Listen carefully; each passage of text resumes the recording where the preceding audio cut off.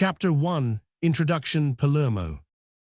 It is with cities as with men, chance presides over their foundation, and the topographical situation of the first and the social position of the latter exercise a beneficial or an evil influence over their entire existence. There are noble cities which, in their selfish pride of place, have refused to permit the erection even of a few humble cottages on the mountain on which their foundations rested. Their domination must be exclusive and supreme. Consequently, they have remained as poor as they are proud. There are villages so humble as to have taken refuge in the recesses of the valley, have built their farmsteads, mills, and cottages on the margin of a brook, and protected by the hills that sheltered them from heat and cold, have passed an almost unknown and tranquil life, like that of men without ardor and without ambition, terrified by every sound, dazzled by every blaze of light, and whose whole happiness consists in shade and silence.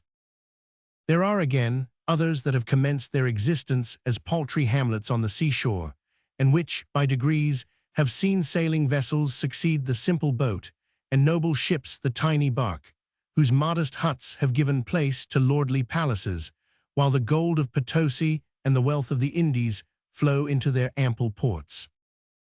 It is for these reasons that we give to cold, inanimate nature epithets that truly belong to man's nobility alone. Thus we say, Messina the noble, Syracuse the faithful, Girgenti the magnificent, Trapani the invincible, and Palermo the blessed. If ever there was a city predestined to be blessed, that city is Palermo, situated beneath a cloudless sky on a luxuriously fertile plain and sheltered by a belt of mountains in the center of a picturesquely beautiful country, its ample ports open to receive the gentle flow of the azure sea.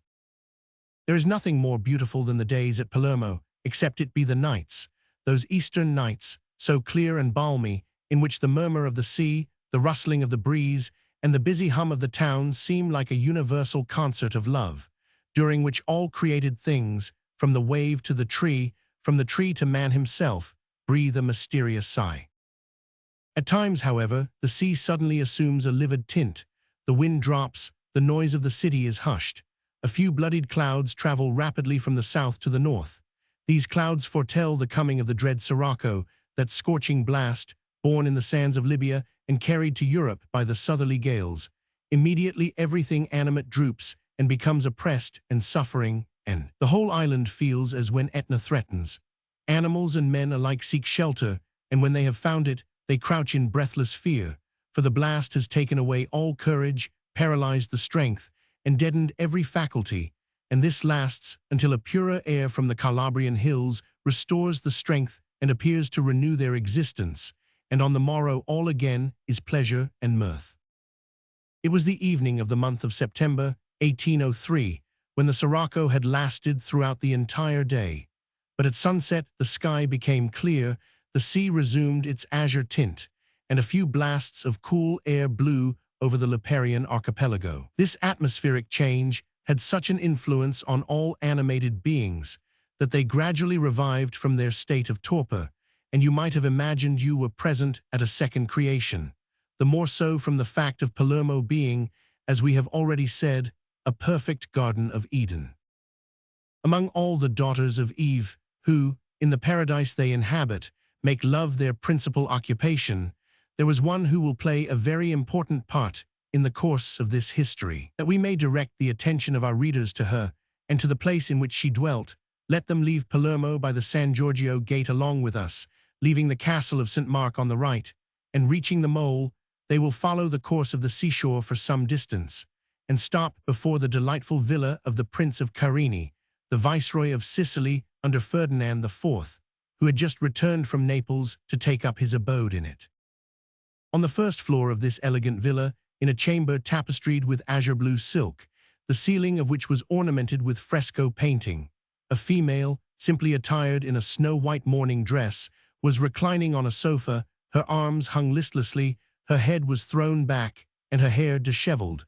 For an instant she might have been taken for a marble statue, but a gentle tremor ran through her frame, color gradually came to her cheeks, her eyes began to open, the beautiful statue became animated, sighed, stretched out its hand to a little silver bell placed on a table of Peliminta marble, rang it lazily, and, as if fatigued with the effort she had made, fell back again on the sofa. The silvery sound, however, had been heard, the door opened, and a young and pretty waiting maid, whose disordered toilet declared that she, as well as her mistress, had felt the influence of the African wind, appeared on the threshold. "Is it you, Teresa?" said her mistress languidly and turning her head. "It is enough to kill one. Is the sirocco still blowing?" "No, signora, it has quite passed over, and we begin to breathe again." "Bring me some iced fruit, and let me have a little air." Teresa obeyed these orders with as much promptitude as the remains of her languor would allow. She placed the refreshments on the table and opened the window that looked out on the sea. "Look, Madame la Comtesse," she said, "we shall have a magnificent day tomorrow, and the air is so clear that you can plainly see the island of Alexandre, although the day is drawing to a close." "Yes, yes, the air is refreshing. Give me your arm, Teresa. I will try if I can drag myself as far as the window."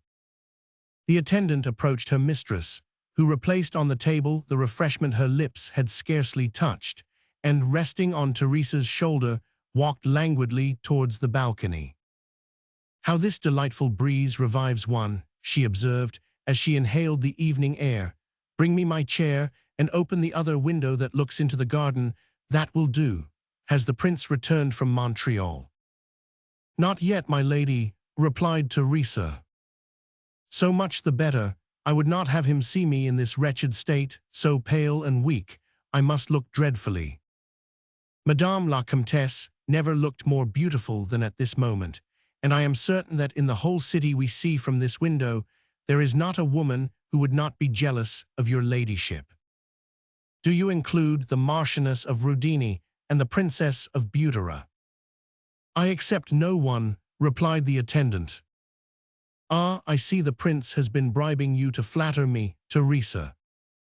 "I assure you, madame, I only tell you what I think." "Oh, what a delightful place Palermo is," said the Countess, taking a deep inspiration. "Especially when one is 22 years of age, and rich and beautiful," continued Teresa, smiling. "You have but completed my thoughts, and on that account I wish to see everyone about me cheerful and happy. When is your marriage to take place, Teresa?" Teresa made no answer. "Is not Sunday the day fixed upon?" continued the Countess. "Yes, signora," answered her attendant with a sigh. "Why do you sigh? Have you not made up your mind?" "Oh, yes, certainly." "Have you any dislike to the marriage?" "No, I believe Gaetano is a good lad, and that he will make me happy. Besides, this marriage will enable me to remain with Madame la Comtesse, and that is my most earnest wish." "Then why did you sigh?" "Pray pardon me, my lady, but I was thinking of our native country." "Our native country," echoed the Countess. Yes, Madame la Comtesse may remember, while at Palermo, that she had left a foster sister at the village of which her father was the signor, and when she wrote for me to come to her, I was about to be married to a young man belonging to Bosso. Why did you not tell me of that? The prince, at my recommendation, would have taken him into his service." "Oh, he would not become a servant," said Teresa. "He was too proud for that." "Indeed," said the Countess. "Yes, he had before then refused the situation of shepherd to the Prince of Godu." "He was a gentleman then, this young man?" "No, Madame la Comtesse, he was but a simple mountaineer," said Teresa in a melancholy tone. "What was his name?" "Oh, I do not think that your ladyship would recollect it," said Teresa eagerly. "And do you, then, regret his loss?"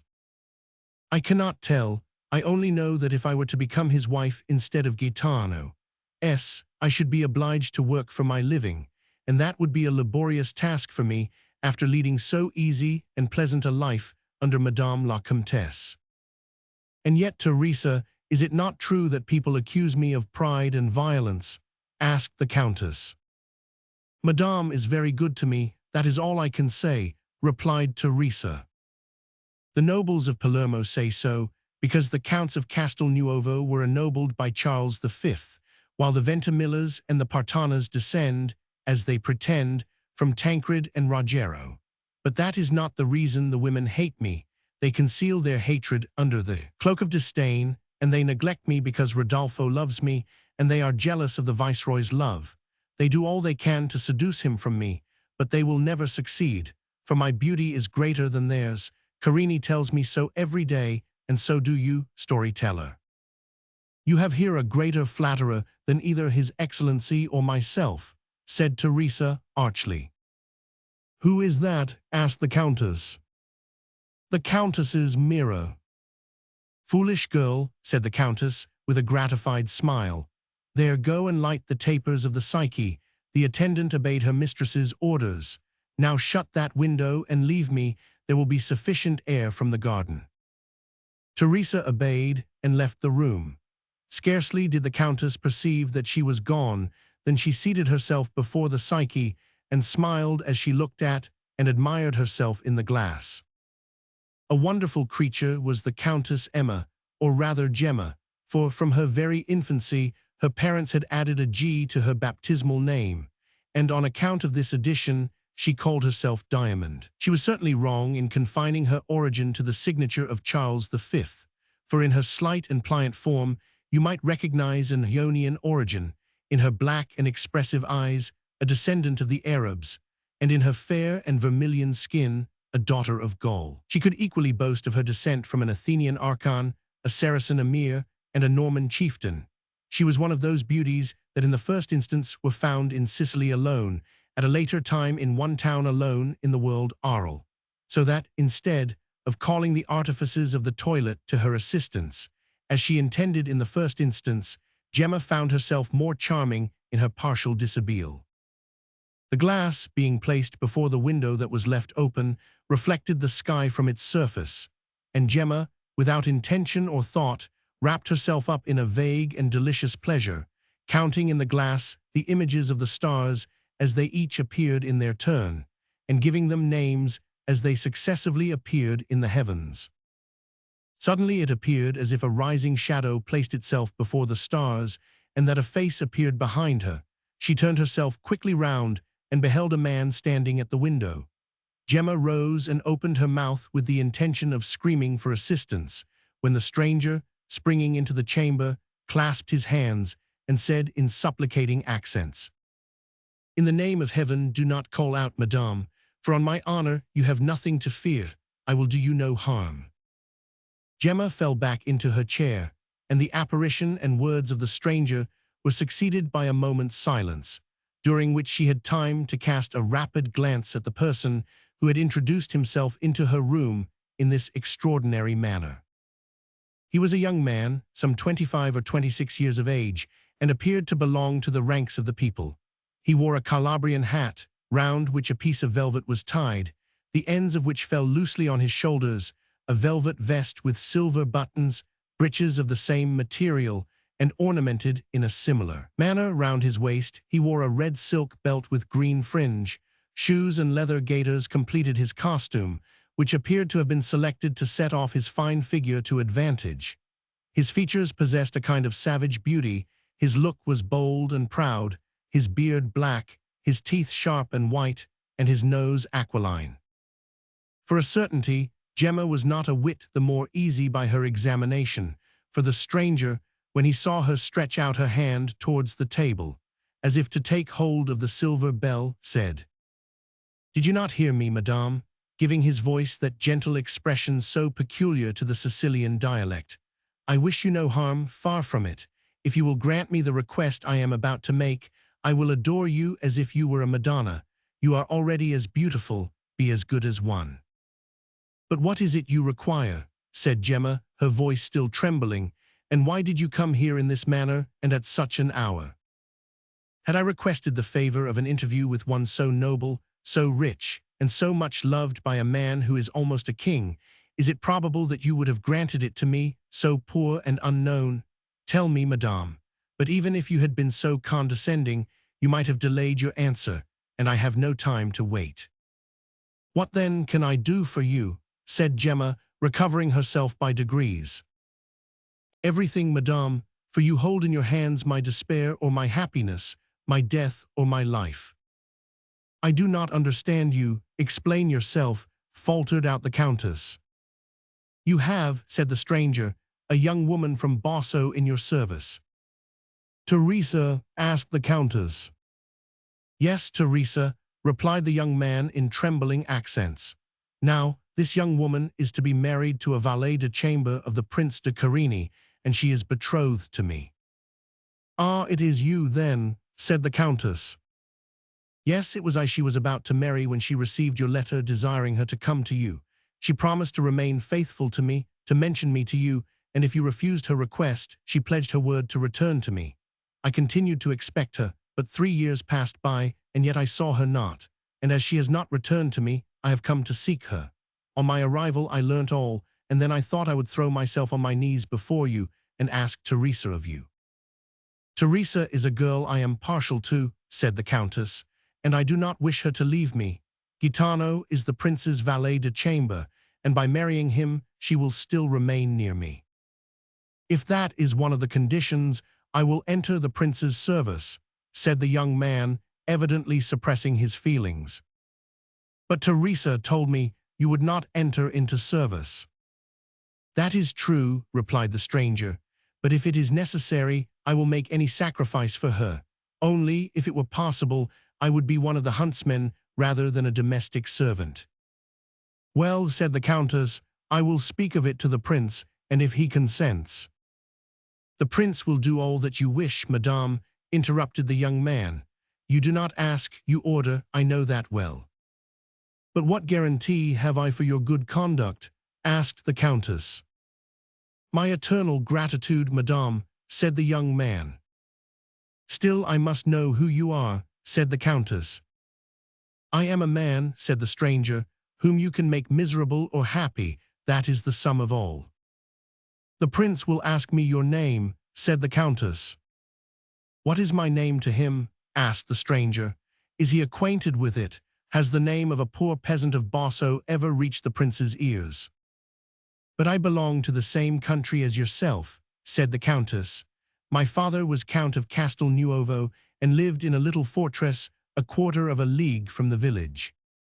"I know it, madame," said the young man in a low, hoarse voice. "Well, I ought to know your name," said the Countess. "Tell me then, and I will see what I can do for you."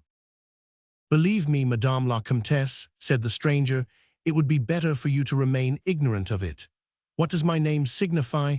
I am an honest man. I would make Teresa happy, and if it were necessary, I would sacrifice my life for you or the prince."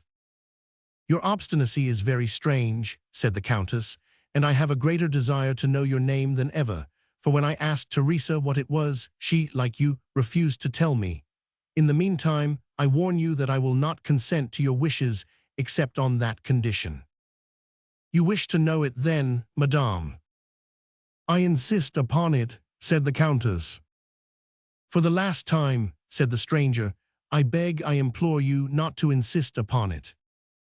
"Either name it," said the Countess in an imperative tone, "or leave me." "I am called Pascal Bruno," said the young man, in so calm a voice that you might have imagined every emotion had passed away if the paleness of his features had not been evidence of the internal struggle. "Pascal Bruno," cried the Countess, drawing back in her chair in terror. "Pascal Bruno, you, the son of Antonio Bruno, whose head is placed in an iron cage at the Château de Basso." "I am his son," coolly replied the young man. "And do you not know," asked the Countess, "why your father's head is placed there? Speak." Pascal remained silent. "Well," continued the Countess, "it was because your father attempted to assassinate mine." "I know all that, madame," replied Pascal calmly, "and I know, besides, that when you then a child was taken into the village, your attendants showed you that head, and told you it was my father's head. But they did not tell you, madame, that your father dishonored mine." "Thou least," passionately exclaimed the Countess. "May God punish me if I tell not the truth. Madame, my mother was beautiful and virtuous. Your father, the Count, became enamored of her, but she resisted all his importunities, all his promises, and all his threats. But one day, when my father had gone to Taormina, the Count caused her to be carried off by 4 men, taken to a small house that belonged to him between Limero and Fernari. It is now a tavern, and there, madame, he violated her. The Count was lord and master of the village of Bosso, said Gemma, proudly. Both the property and the persons of its inhabitants belonged to him, and he did your mother much honor by admiring her. My father did not think so, it appears, said Pascal, knitting his brow.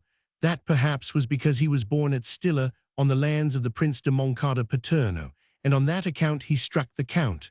The wound was not mortal, so much the better. For a long time I deeply regretted it, but now, to my shame, I congratulate myself on it. If my memory be correct, said the Countess, not only was your father put to death as murderer, but your uncles are still at the galleys. Your memory is good, said Pascal. My uncles gave an asylum to the assassin and defended him when the officers came to arrest him. They were therefore looked upon as accomplices and sent my uncle Placido to Favignana, my uncle Pietro to Lipari, and my uncle Pepe to Vulcano. As for myself, I was too young, and although I was arrested, they gave me up again to my mother. And what became of your mother? Asked Gemma. She died, said Pascal mournfully. Where? Asked Gemma.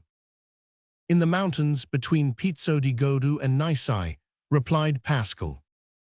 Why did she leave Bosso? Inquired the Countess. That every time we passed the castle, said Pascal, she might not see the head of her husband, nor I that of my father. Yes, she died without a physician, without a priest. She was buried in unholy ground, and I dug her grave. There, madame, you will pardon me, I trust. Over the newly turned earth I swore to avenge the wrongs of my family, of whom I alone remain, upon you, the only survivor of the family of the Count. But I became enamored of Teresa, and I left the mountains that I might not see my mother's grave, towards which I felt myself perjured. I came down to the plain and went to Bosso. I did more than that, for when I knew that Teresa had left the village to enter your service, I thought of entering that of the Count. For a long time I felt repugnant at the idea, but my love for Teresa overcame every other feeling. I made up my mind to see you. I have seen you. Here am I, without arms, and a suppliant before you, madame, before whom I ought only to appear as an enemy. You must perceive, said Gemma, the prince cannot take into his service the son of a man who was hanged, and whose uncles are at the galleys. Why not, madame? Asked Bruno, if that man consents to forget that those punishments were unjustly inflicted. Are you mad? Said the Countess. Madame la Comtesse, said Pascal, you know what an oath is to a mountaineer. Well, I have broken my oath. You also know the vengeance of a Sicilian. Well, I will renounce my vengeance and forget my oath. I ask only that all may be forgotten and that you will not force me to remember it. But if you should, said the Countess, how would you act? I do not wish to think upon the subject. Then we must take our measures accordingly, said the Countess. I beg of you, Madame la Comtesse, said Pascal, to have pity on me. You see that I am doing all that I can to remain an honest man. Once engaged by the prince, once Teresa's husband, I can answer for myself, otherwise I shall never return to Bosso. It is impossible to do as you desire, said the Countess, decidedly. Countess, said Pascal earnestly, you have loved. Gemma smiled disdainfully. You must know what jealousy is, you must know its sufferings, its maddening tortures. Well, I love Teresa, I am jealous of her, and I feel I should lose my senses if this marriage take place, and then. Well then, said Gemma, in an agitated tone. Then take heed, I do not remember the galleys where my uncles are, the cage in which my father's head is placed, and the grave where my mother sleeps. At this instant, a strange cry, which seemed to be a signal, was heard outside the window, and almost at the same instant, a bell was rung. There is the prince, said Gemma, regaining her confidence. Yes, yes, I know it, mattered Pascal, but before he passes through yonder door, you have time to say yes. I implore you, madame, to grant me what I ask. Give me Teresa, place me in the prince's service. Let me pass, said Gemma imperiously, and advanced towards the door, But instead of obeying this order, Bruno sprang to the door and bolted it. "Would you dare to stop me?" cried Gemma, taking hold of the bell. "Help, help." "Do not call out, madame," said Bruno, still mastering his feelings, "for I have told you I will do you no harm." A second cry, resembling the first, was heard outside the window. "It is well, Ali, you watch faithfully, my boy," said Bruno. "Yes, I know the Count has arrived. I hear him in the corridor. Madame, an instant longer remains for you, 1 second, and all the misfortunes I foresee may be avoided." "Help, Rodolfo, help!" screamed Gemma. "You have then neither heart, nor soul, nor pity, either for yourself or others," cried Bruno, plunging his hands in his hair and looking at the door, which was being violently shaken. "I am fastened in," sighed the Countess, who felt fresh courage from the assistance which had arrived, "fastened in with a man who is threatening my life. Help, help, Rodolfo, help." "I do not threaten you," said Pascal. "I am entreating you, I entreat you still. But since you will," Bruno, uttering a yell like that of a tiger, sprang upon Gemma, no doubt with the intention of strangling her, for as we have said, he had no arms. At the same instant, a small door, concealed at the extremity of the alcove, opened, the report of a pistol was heard, the room was filled with smoke, and Gemma fainted. When she recovered her senses, she was in the prince's arms. "Where is he? Where is he?" she cried in a terrified accent and looking around her. "I cannot tell. I suppose I must have missed him," answered the prince. "For while I was stepping over the bed, he leaped out of the window, and as I saw you insensible, I did not trouble myself about him. I thought only of you. I must have missed him, and yet it is strange, I do not see the mark of the ball in the hangings." "Let them run after him," said Gemma. "Show no mercy, no pity to that man, my lord, for he was a robber who would have assassinated me." They searched the villa during the whole night, the gardens and the shore, but without avail. Pascal Bruno had disappeared. The next day a track of blood was discovered, which began at the foot of the window from which he had leaped, and was lost on the seashore. Chapter 2: Bruno and Ali. At daybreak the following morning, the fishermen's boats left the port as usual, and dispersed themselves over the sea. In the meantime, one of their little fleet, having on board a man and a boy of 12 or 14 years of age, stopped when it came within sight of Palermo, and lowering its sail, brought to. But as this motionless state, at a spot little favorable for fishing, might have attracted suspicion, the boy occupied himself in mending his nets. As to the man, he was lying at the bottom of the boat, his head resting on the side, and he appeared to be plunged in a deep reverie. Still, as if mechanically, he took up the sea-water with his right hand and poured it over his left shoulder, which was bound up with a bandage stained with blood. The man was Pascal Bruno, and the boy the same who, placed beneath the Countess's window, had twice given him the signal for flight. At first sight, you could see that he was a native of a more ardent clime than that in which the events we record took place. He was born on the coast of Africa, and it was in the following manner that Pascal Bruno became acquainted with him. About a year before the occurrence of the events we have just narrated, a party of Algerine pirates, having learned that the Prince of Moncana Paterno, one of the richest noblemen in Sicily, was returning in a small vessel from Pantelleria to Catana with an escort of a dozen men only, lay in ambush behind the island of Pori, distant about 2 miles from the coast.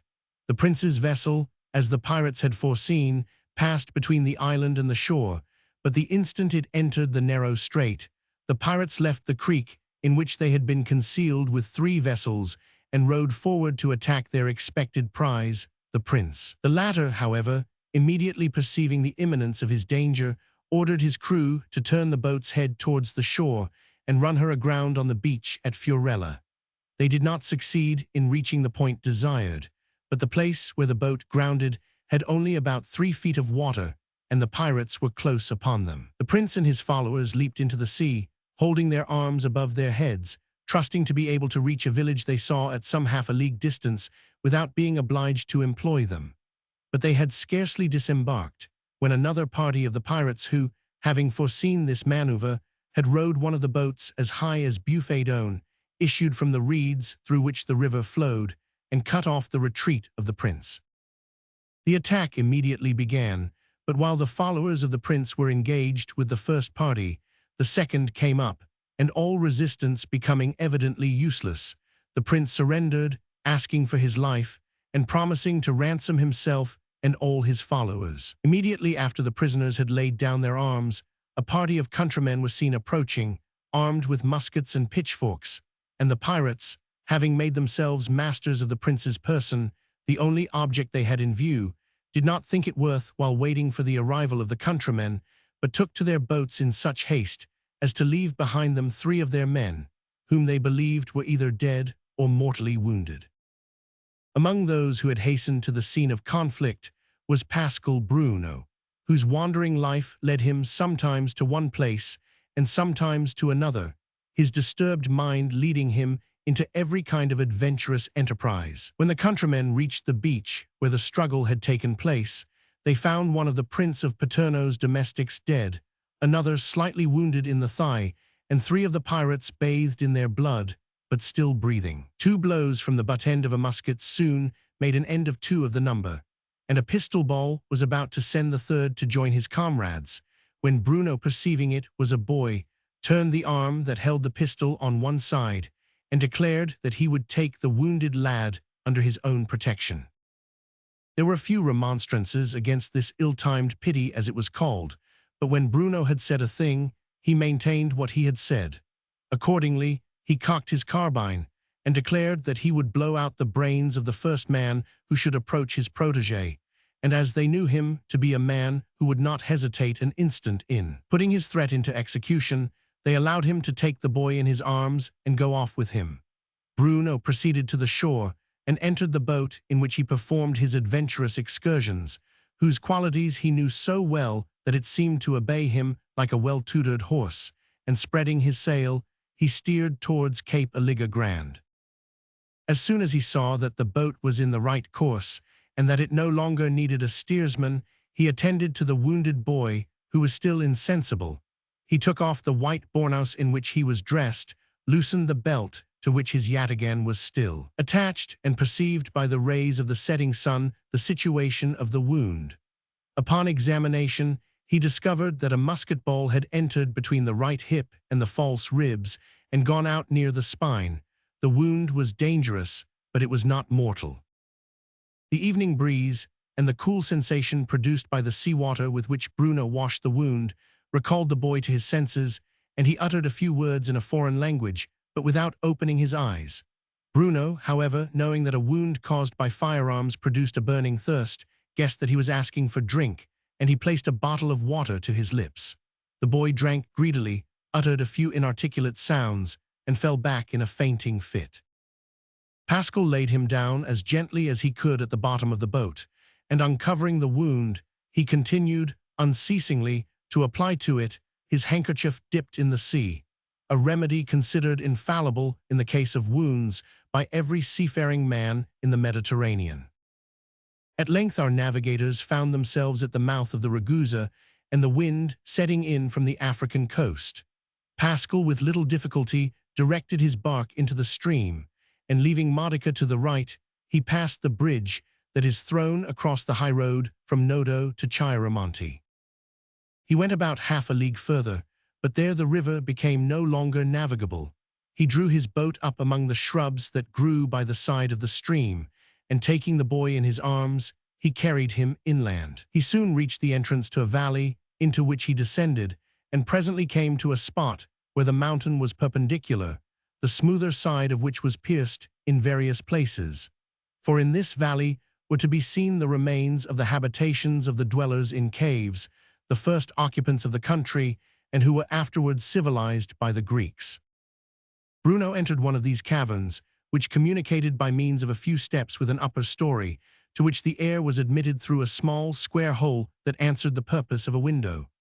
A bed of rushes was heaped up in the corner, and on this he spread out the boy's bournouse, and then, having lighted a branch of fir, he fixed it in the wall, and seating himself on a stone near the bed, he waited until his protégé recovered his senses. This was not the first visit Bruno had paid to this retreat, for often during his travels across the island without any object in view, but merely for the sake of passing away his solitary time, he had entered that valley and rested in that chamber which had been excavated in the rock 3,000 years before. Here it was that he gave himself up to vague and incoherent reveries, so habitual to imaginative but uninstructed minds. He knew that a race of men had disappeared from the earth, which in former times excavated these retreats, and deeply tinged with the popular superstition, he believed, like all the inhabitants of the locality, that these men were enchanters and dealers in witchcraft. But this belief, far from driving him from these wild and terror-inspiring places, irresistibly attracted him to them. For in his youth he had heard numbers of tales related of enchanted guns, invulnerable men, and invisible travelers, and his fearless mind, delighting in the marvelous and the terrible, had but one engrossing desire, that of meeting with some mysterious being, some sorcerer, enchanter, or demon, who, by means of an infernal compact, would endow him with some supernatural power and make him superior to the rest of mankind. But he had vainly invoked the shades of the ancient inhabitants of the Valley of Modica.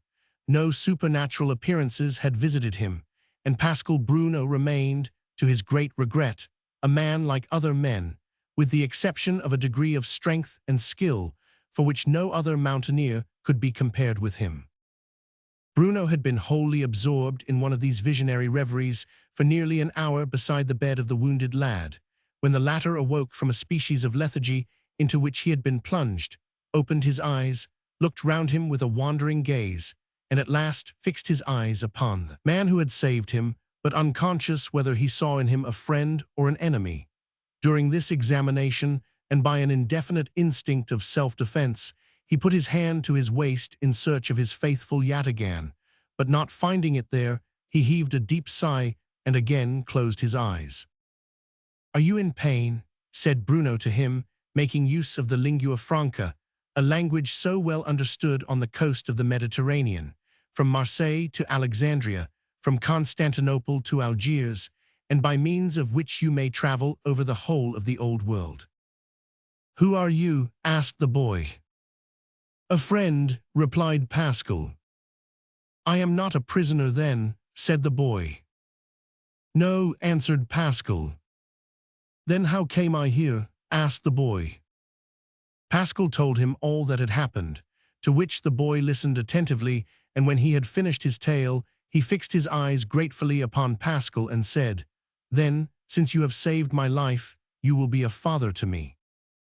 "Yes," said Bruno, "I will." "Father," said the wounded boy, "thy son's name is Ali. What is yours?" "Pascal Bruno." "May Allah protect thee," said the lad.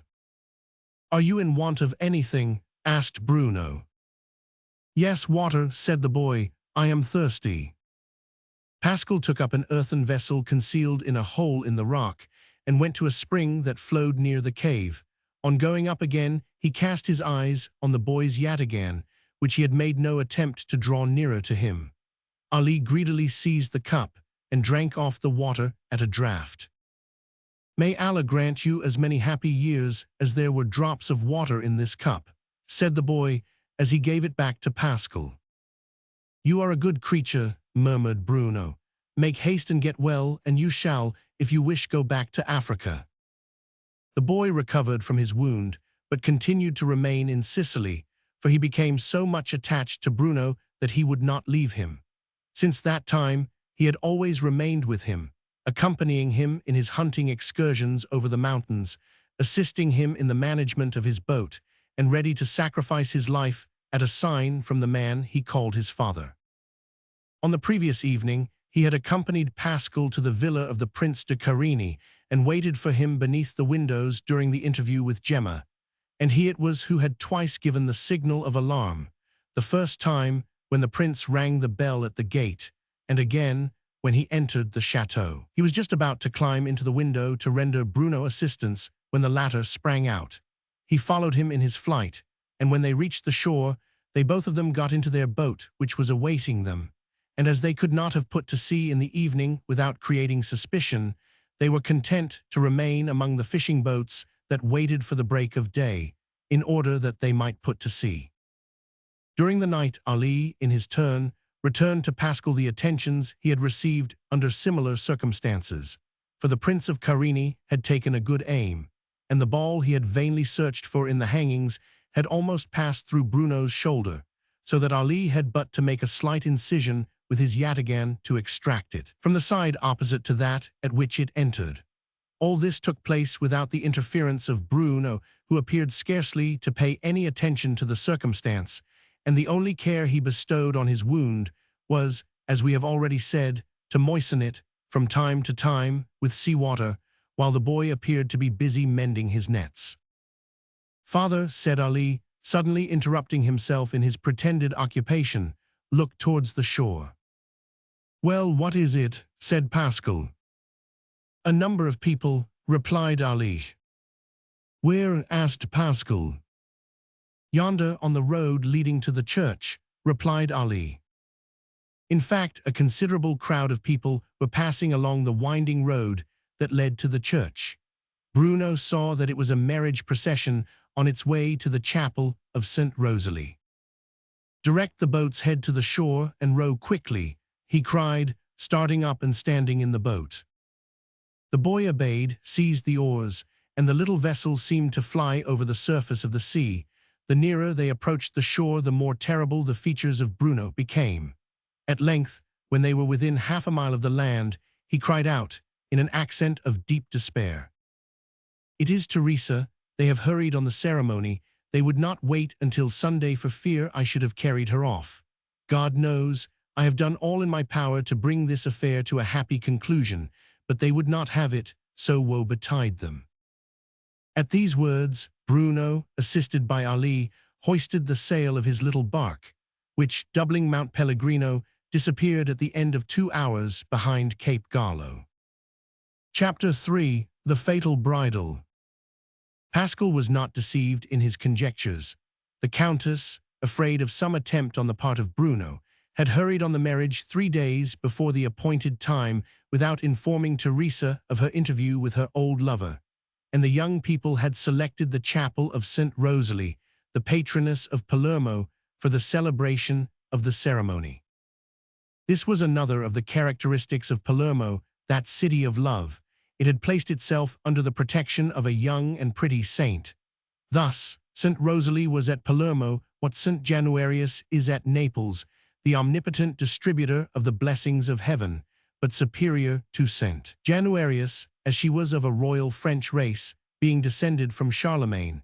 This was proved by her genealogical tree, painted above the door on the exterior of the chapel, a tree whose trunk issues from the breast of the conqueror of Witikind, and after dividing into many branches, it reunites at the summit to give birth to the Prince of Sainbaldo, the father of St. Rosalie. But her noble birth, the riches of her house, and her own beauty had no effect on the young princess. At the age of 18, she quitted the court, and bent upon living a life of contemplation, she suddenly disappeared, and no one knew what had become of her.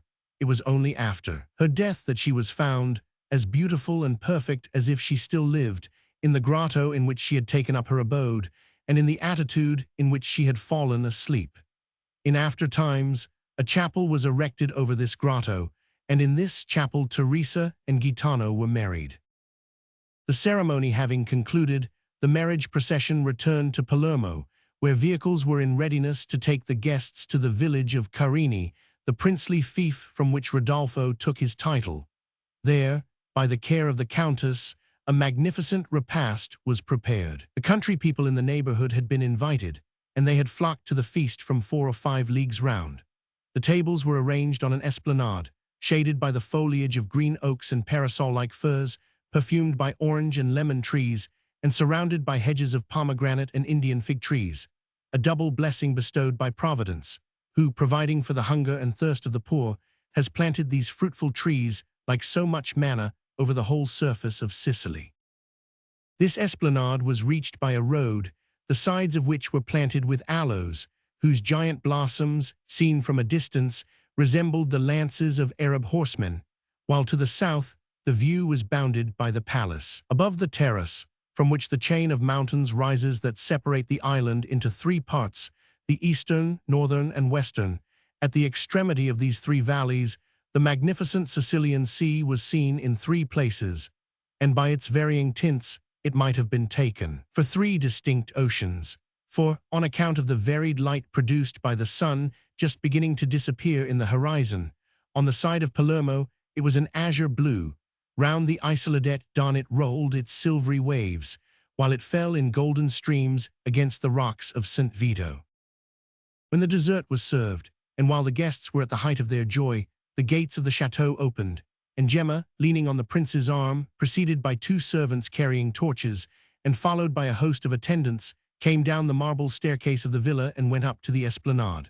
The peasants were about to rise, but the prince made a sign they should not disturb themselves, while Gemma and himself, having made the tour of the tables, stopped before the newly married couple.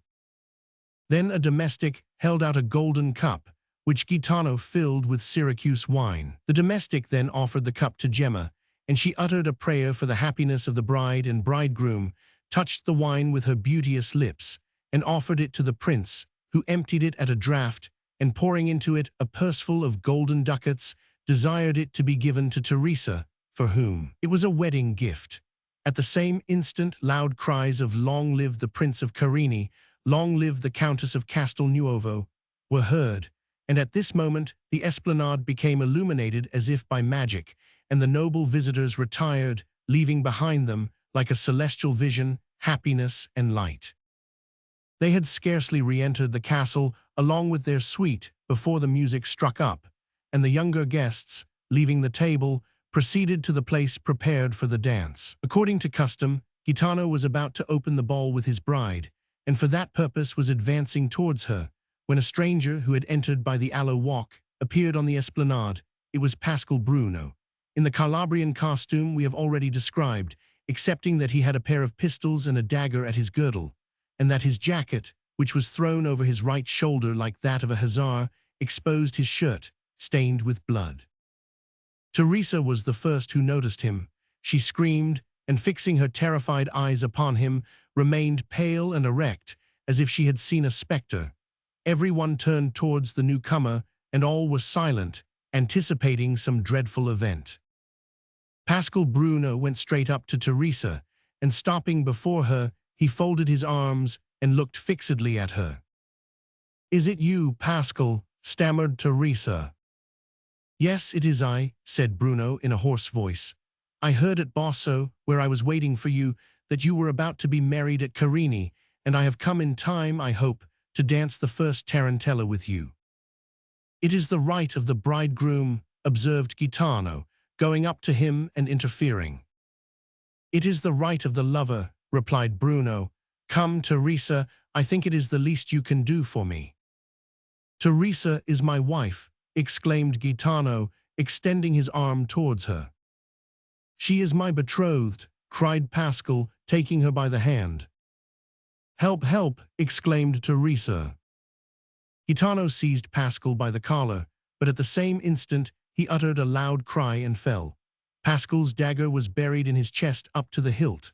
The men appeared by their actions to be about to seize upon the murderer, who quietly drew a pistol from his waist and cocked it. Then with the hand that held it, he made a sign to the musicians to play the tarantella. They obeyed mechanically, while all the guests remained motionless. "Come, Teresa," said Bruno. Teresa was no longer an accountable or conscious creature, but an automaton, whose actions were guided by fear. She mechanically obeyed, and the horrible dance, in the presence of the corpse of the murdered man, was danced to the last step. At length the musicians stopped, and Teresa, as if the music alone had supported her, fell senseless on the body of Gaetano. "Thanks, Teresa," said her partner coldly, "that is all I wanted of thee," and then turning to the spectators, "And now, if anyone desires to know my name, that he may find me elsewhere, I am called Pascal Bruno, son of Antonio Bruno, whose head is placed in an iron cage at the chateau of Bosso," asked one of the guests. "Exactly so," answered Pascal, "but if you wish to see it, you must make haste, for I swear to you it shall not remain there much longer." At these words Pascal left, and no one felt inclined to follow him. Besides, whether it arose from fear or interest, Everyone was engaged about Gitano and Teresa. One was dead, the other mad. The prince was not made acquainted with this terrible tragedy till the following morning, when every effort was made to capture the murderer, but in vain. He had escaped, no one knew how or whither. The countess, in consequence of this dreadful event, became more alarmed than ever for her personal safety, particularly when she reflected that, by her duplicity, in concealing from Teresa her extraordinary interview with Pascal, she herself had been the chief cause of the catastrophe. The Sunday after this occurrence, there was a fete at Bosso, and the whole village was full of life. There was drinking in every cabaret and broaching of barrels at every corner. The streets were noisy and decorated with flags, and the chateau was thronged with people who had gathered together to see the young men fire at the target, an amusement much encouraged by King Ferdinand IV during his forced sojourn in Sicily, and many of those who were, at the time we are speaking of, about to devote themselves to this exercise, had very recently, as followers of Cardinal Ruffo, had occasion to exhibit their skill against the patriots of Naples and the French Republicans. But on this occasion, it was merely a trial of skill, the prize being a silver cup. The target was fixed immediately below the iron cage in which the head of Antonio Bruno was placed. The latter could only be reached by a flight of steps in the interior of the fortress, which led to a window, on the outside of which the cage was fixed. The conditions of the shooting match were simple enough. To become one of the candidates, it was only necessary to subscribe to the common purse, for the purpose of defraying the expense of the cup. The charge was 2 carlins for each shot, for which the party received in exchange a number, drawn by chance, which fixed the order in which each man was to fire. The least skillful took as many as 10, 12, or even 14 numbers, and those who reckoned on their superior skill not more than 5 or 6. In the midst of the confusion of drawing the numbers, a hand was stretched out among the rest, which threw down 2 carlins, and a voice was heard asking for a single number. Everyone turned round, astonished at this evidence either of poverty or confidence. The man who asked for a single number was Pascal Bruno. Although he had not been seen in the village for 4 years, everyone knew him, but still no one addressed him. But as he was known to be the best hunter in the country, they were not astonished at his asking for 1 number only. His number was 11. At length the firing commenced. Every shot was greeted by shouts of laughter or applause, but after the first few shots, the laughter was less violent. As to Pascal, he was leaning sad and pensively on his English rifle, and seemed to take no part in the enthusiasm and merriment of his countrymen. At length it was his turn. They called his name. He started and raised his head as if the call was unexpected, but recovering himself at once, he took up his position behind a cord that was stretched across as a kind of barrier. Everyone anxiously followed the direction of his eyes, for none of the marksmen had excited so much interest or had been watched so silently. Pascal himself seemed to feel the importance of the shot he was about to take, for he fixed himself firmly, his left leg in advance, and resting his body on his right. He placed his gun carefully to his shoulder, and beginning from below, he slowly raised the barrel. Everyone watched him with anxiety, and they saw, with astonishment, that his aim was above the target. But he still continued to raise his rifle until it was in the direction of the iron cage. Then the rifle and the marksman remained for an instant motionless, as if they had been formed of stone. At length he fired, and the head rolled out of the cage to the bottom of the target. Everyone shuddered, but no sound was heard at this proof of address.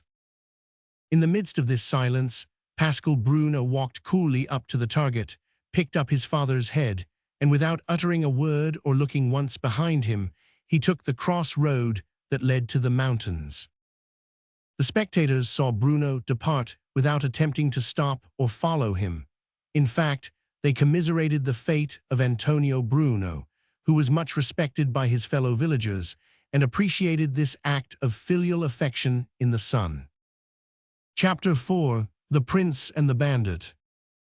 Scarcely a year had passed after the events we have just related before all Sicily, from Messina to Palermo, from Cefalu to Cape Passaro, was filled with reports of the exploits of the bandit Pascal Bruno. Considering the previous history of his family, his adventurous character, and the badly organized state of society in his native country, it is not astonishing that Pascal Bruno should so rapidly have become the extraordinary character he desired to be. He had, as it were, established himself as a judge over justice itself, so that throughout all Sicily, and particularly at Basso and its environs, no arbitrary act could be performed without escaping the notice of his tribunal.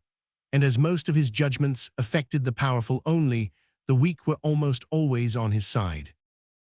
In this manner, when some rich lord imposed a heavy rent on a poor farmer, when a marriage was about to be broken off through the cupidity of a family, when an iniquitous sentence was passed on an innocent man, Bruno, after receiving notice, would shoulder his carbine, let loose his 4 Corsican dogs, his only band, mount his Valdonoto horse, half Arabian and half mountaineer like himself, leave the little fortress of Castel Nuovo, where he had taken up his abode, go to the lord, the father, or the judge, and the rent was reduced, the marriage took place, or the prisoner was set at liberty.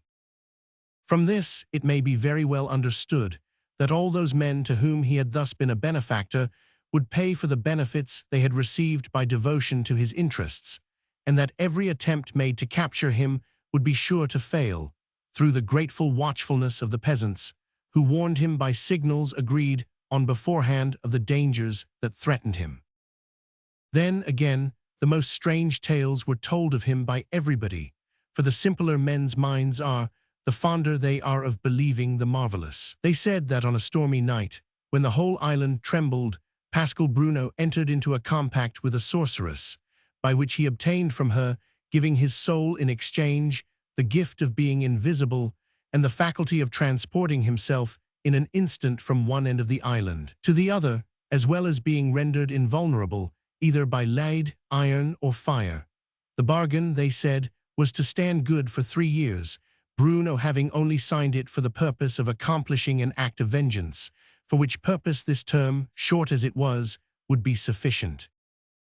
As for Pascal, far from destroying this belief, he perceived it was beneficial to him, and he endeavored, on the contrary, to give it the appearance of truth. These various tales had often afforded him the means of establishing his invincible nature, by attributing to it a knowledge of circumstances which it must be imagined would otherwise have been perfectly unknown to him. The speed of his horse, by whose aid he could find himself in the morning at incredible distances from the place where he had been seen at night, convinced them of his locomotive faculty. A circumstance, also, of which he had taken advantage, like a skillful man, had left no doubt of his invulnerable nature. It was as follows.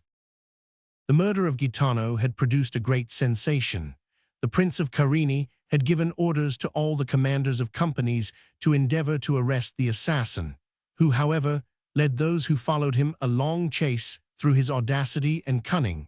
They had, therefore, transmitted these orders to their agents. The Chief Justice of Spadafora was informed, one morning, that Pascal Bruno had passed through the village during the night on his way to Deviato. The 2 following nights, therefore, he placed men in ambuscade on the roadside, thinking he would return by the same road he had taken when going, and take advantage of the night to perform his journey. Wearied out by their 2 nights, watching, the morning of the 3rd day, which was Sunday, the soldiers had assembled at a drinking shop about 20 steps from the roadside. They were about to begin their breakfast, when someone brought them word that Pascal Bruno was quietly coming along the road from the direction of Deviato. As they had no time to conceal themselves, they waited for him where they were, and when he was within 50 yards of the inn, they sallied out and drew up before the door, without, however, appearing to notice him. Bruno, on his side, saw these preparations for the attack without any apparent uneasiness, and instead of retracing his steps, an easy task, he put his horse into a gallop and continued his journey. As soon as the soldiers perceived his intention, they got their muskets ready, and the moment he passed before them, the whole company saluted him with a general discharge, but neither horse nor rider was touched, and they emerged safe and sound from the cloud of smoke in which they had been for an instant enveloped. The The soldiers looked at them and shook their heads, and proceeded to recount what had happened to the judge of Spadafora. The report of this adventure reached Bosso the same evening, and several of the inhabitants, whose imagination was more lively than that of their neighbors, began to think Pascal Brunner was enchanted, and that lead and iron, when they struck him, became soft and flattened. The next day this assertion was proved by incontestable evidence, for they found his jacket at the justice's door, pierced in 13 places by bullets, and the 13 flattened balls were found in one of the pockets. Some unbelievers, however, and among them was Caesar Aletto, a notary of Calvaruso, from whose lips we had these particulars, maintained that the bandit himself, having miraculously escaped from the volley of musketry and wishing to profit by the circumstance, had hung his jacket to a tree and pierced it with bullets in 13 places. But notwithstanding this opinion, the majority were convinced of his bearing a charmed life, and the terror Pascal already inspired was considerably increased. This dread of Brunner was so great and so well established that, spreading from the lower orders, it had infected even the higher classes, and to such an extent that, a few months before the time at which we have arrived, being in want of 200 ounces of gold for one of his philanthropic projects, it was to rebuild an inn which had been burnt down, he addressed himself to the Prince of Butera to obtain a loan of the money, describing to him a place in the mountains where he would go to receive it, and begging of him to bury it at the precise spot, so that on the night he mentioned he might go and seek it. In case this request, which however more resembled a command, was not attended to, Brunner warned the prince there would be open war between the king of the mountains and the king of the plains, but that if, on the contrary, the prince would be kind enough to lend it to him, the 200 ounces of gold would be faithfully returned out of the first money he should be able to carry off from the royal treasure. The Prince of Butera was one of those characters which have become extremely rare in modern times. He was one of the ancient Sicilian nobility, as adventurous and chivalrous as the Normans, by whom their constitution and society were formed. His name was Hercules, and he seemed formed after the model of that ancient hero.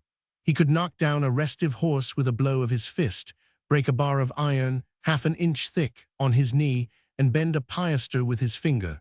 An occurrence in which he had exhibited the greatest presence of mind had made him the idol of the people of Palermo. In 1770, there was a scarcity of bread in the city. A riot was the consequence. The governor had appealed to the ultima ratio, and the cannon were drawn out in the Toledo street. The people were moving towards the guns. The gunner, with match in hand, was in the act of firing on the people, when the Prince of Butera seated himself over the mouth of a cannon, as coolly as if it had been a chair, and in that situation made so eloquent and rational a speech that the mob dispersed of its own accord, and the gunner threw away the match, and the gun returned into the arsenal innocent of human blood. But this was not the only cause of his popularity.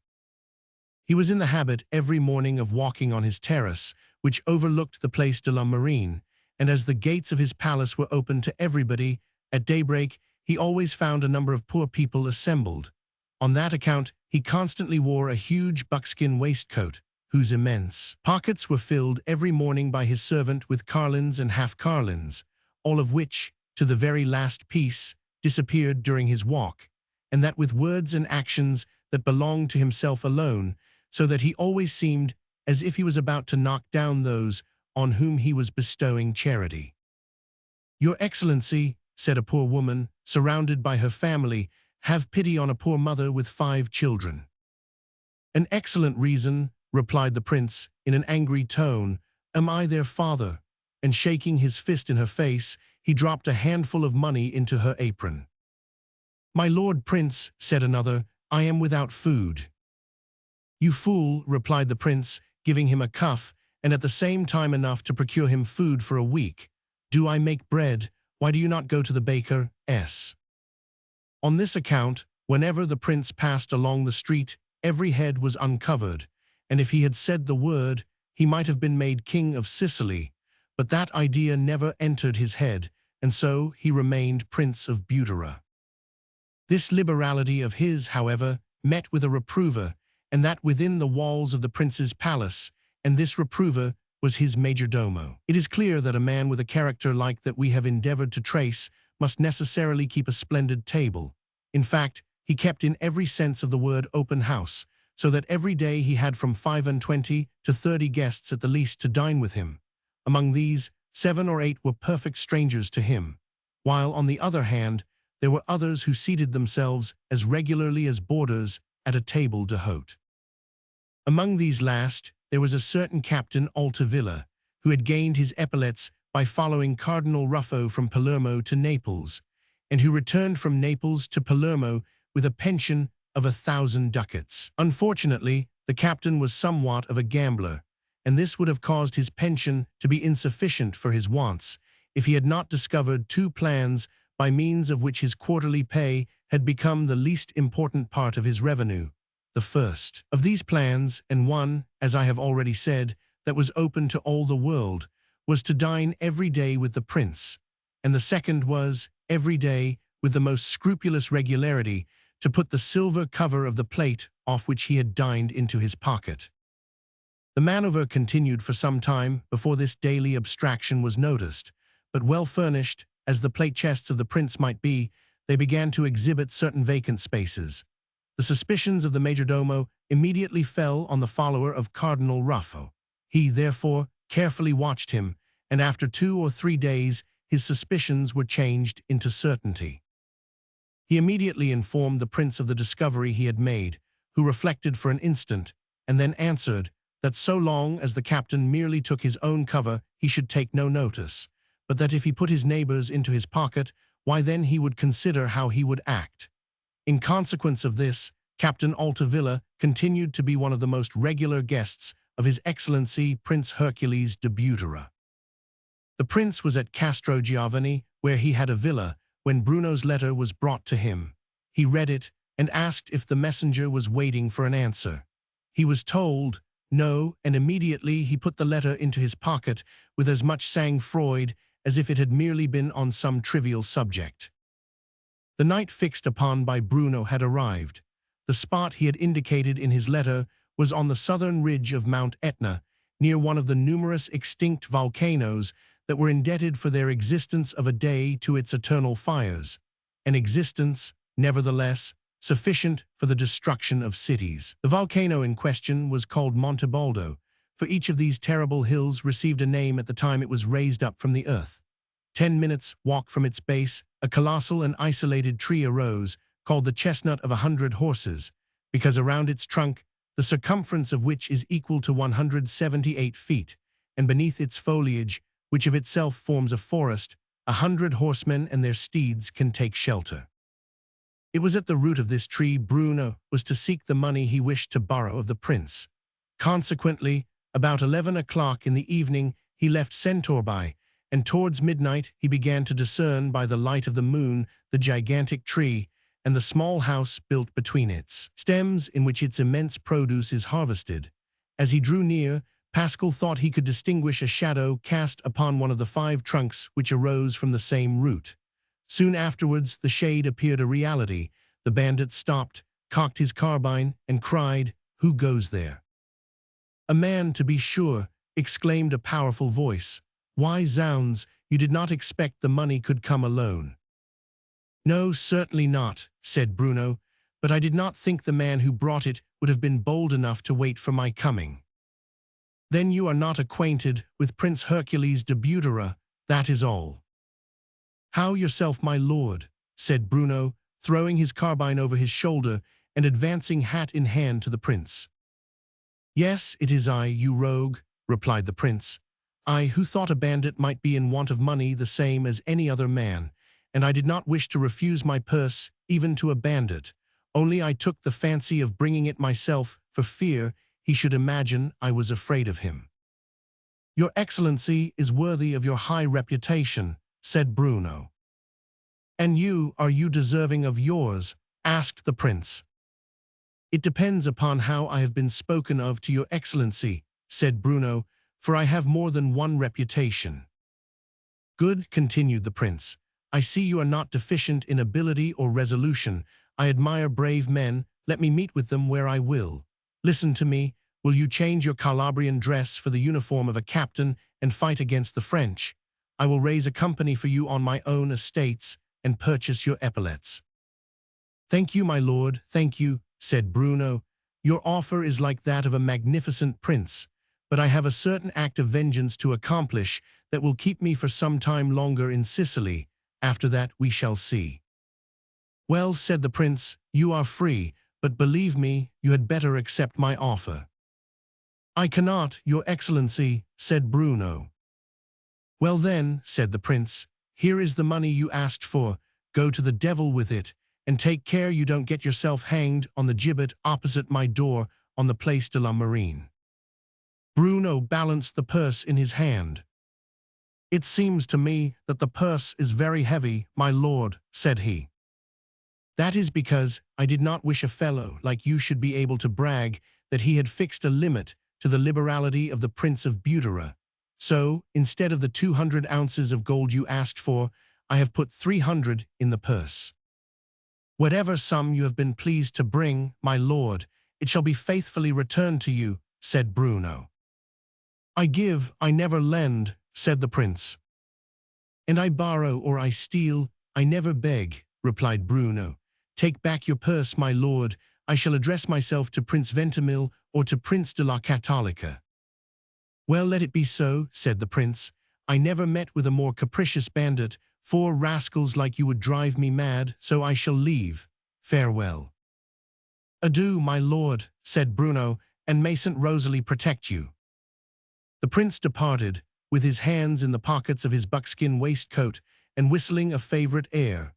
Bruno remained motionless watching his departure, and it was not until he had lost sight of him that he, on his side, retired, heaving a deep sigh. The next day, the innkeeper whose house had been burned down received, by the hands of Ali, the Prince of Butera's 300 ounces of gold. Chapter 4. The Robberess Castle. Some time after the event we have just related, Bruno learnt that a convoy of money, escorted by 4 gendarmes, and a brigadier was about to leave Messina for Palermo. It was the ransom of the Prince Moncada Paterno, which, in consequence of a financial operation which did great honor to the imagination of Ferdinand IV, had just helped to swell the Neapolitan budget instead of increasing the treasure of Cajuba, according to its first destination. The following is the history of the transaction, as it was told me in Sicily, and as it is as curious as it is authentic, we think it deserves the trouble of being told. Besides, it will give some idea of the simple manner in which taxes are imposed in Sicily. We have already related the manner in which the Prince de Moncada Paterno was made prisoner by the Barbary corsairs near the little village of Tugello, on his return from the island of Pantelleria. He was carried, along with all his followers, to Algiers, and there the price of his ransom and that of his attendants was modestly fixed at the sum of 500,000 piasters, about 100,000 pounds sterling, half to be paid before his departure, and the other half after his return to Sicily. The prince wrote to his steward to inform him of the situation in which he found himself placed, and desired him to send, as quickly as possible, the 250,000 piasters in exchange for which he was to be liberated. As the Prince of Moncada Paterno was one of the richest noblemen in Sicily, the sum was easily made up and sent to Africa, and faithful to his promise, like a true follower of the Prophet, the Dey released the Prince of Paterno, taking his word of honor that before a year had passed by, he would remit the remaining 250,000 piasters.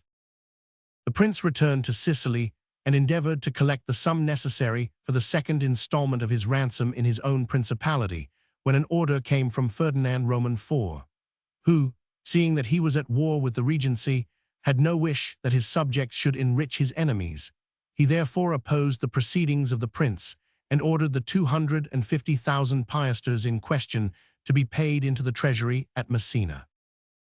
The Prince of Paterno, who was a man of honor as well as a faithful subject, obeyed the order of his sovereign and the voice of his conscience at the same time, so that his ransom cost him 750,000 piasters, 2/3 of which were sent to the infidel corsair, and the other third placed at Messina in the hands of the Prince de Carini, the agent of the Christian pirate. This was the sum the viceroy was sending to Palermo, the seat of government, under the escort of 4 gendarmes and a brigadier, the last being likewise charged with the duty of delivering a letter from the prince to his dear Gemma, whom he requested to join him at Messina, where the business of government would still detain him for several months. On the evening when the convoy would have to pass near Basso, Bruno unfastened his 4 Corsican dogs, crossed the village, of which he had become the lord in their company, and placed himself in ambuscade on the road between Diviedo and Spadafora. He had remained there about an hour, when he heard the wheels of a wagon and the tramp of horsemen. He looked to the priming of his carbine, satisfied himself that his dagger was not fixed in its sheath, whistled to his dogs, who laid themselves down at his feet, and remained standing upright in the middle of the road. A few minutes afterwards, the convoy appeared at a turning in the road, and advanced to within 50 paces of the man who was waiting for its coming up. When the gendarmes perceived him, they hailed him with, "Who goes there?" "Pascal Bruno," replied the bandit, and at the sound of a peculiar whistle, his powerful dogs, trained for the purpose, fiercely attacked the little troop. At the name of Pascal Bruno, the 4 gendarmes had taken to their heels, and the dogs, by natural instinct, pursued the runaways. The brigadier, who remained alone by the wagon, drew his saber and rushed at the bandit. Pascal raised his carbine to his shoulder as coolly and slowly as if he were about to shoot at a mark, determining not to fire until the horseman was within 10 paces of him.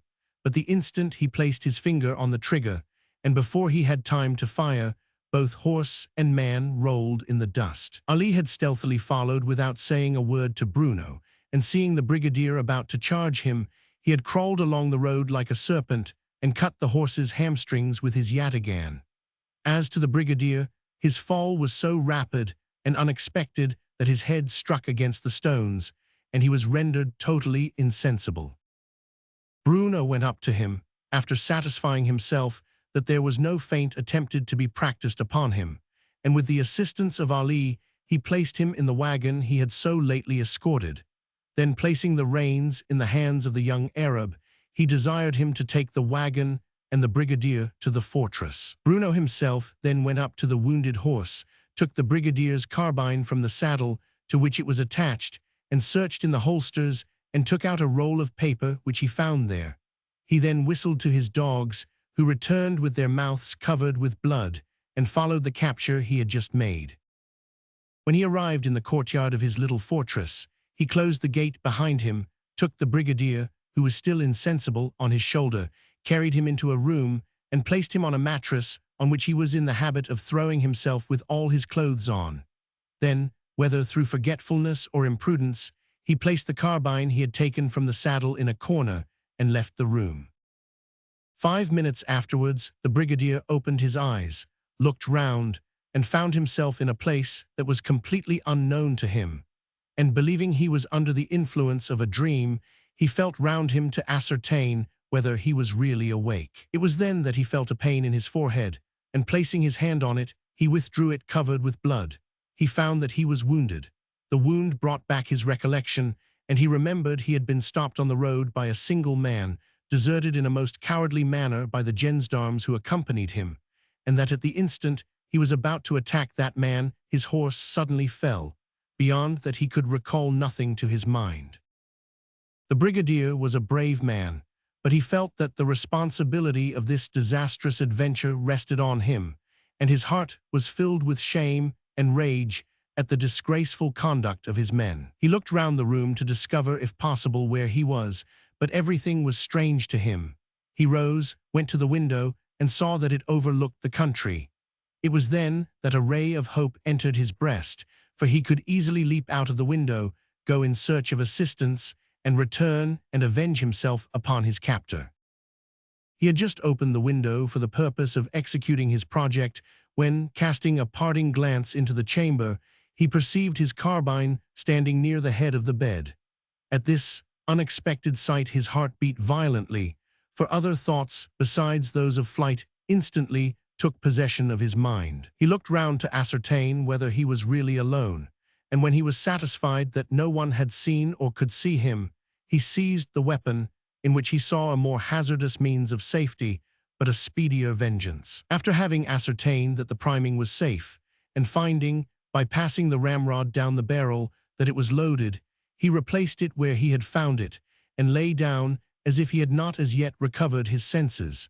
But he had scarcely stretched himself out on the mattress before Bruno entered the room. He had a piece of lighted fir in his hand, which he threw into the fireplace, where he set fire to the wood already placed there for the purpose.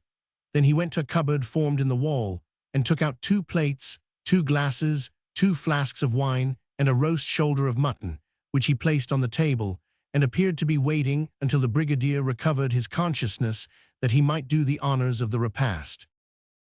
The room in which the scene we are narrating took place was longer than it was wide, having a single window at one end, a single door at the other, and the chimney between the two. The brigadier, now a captain of the gendarmes at Messina, who has given us all these particulars, was lying down, as we have said, parallel to the window. Bruno was standing before the fireplace, with his eyes vaguely fixed on the door, and he appeared to become every instant more and more thoughtful. This was the moment for which the brigadier was waiting, the decisive moment when he must stake everything for one object, life against life, head against head. He rose, resting upon his left hand, and stretched out his other slowly towards his carbine, but without taking his eye off Bruno.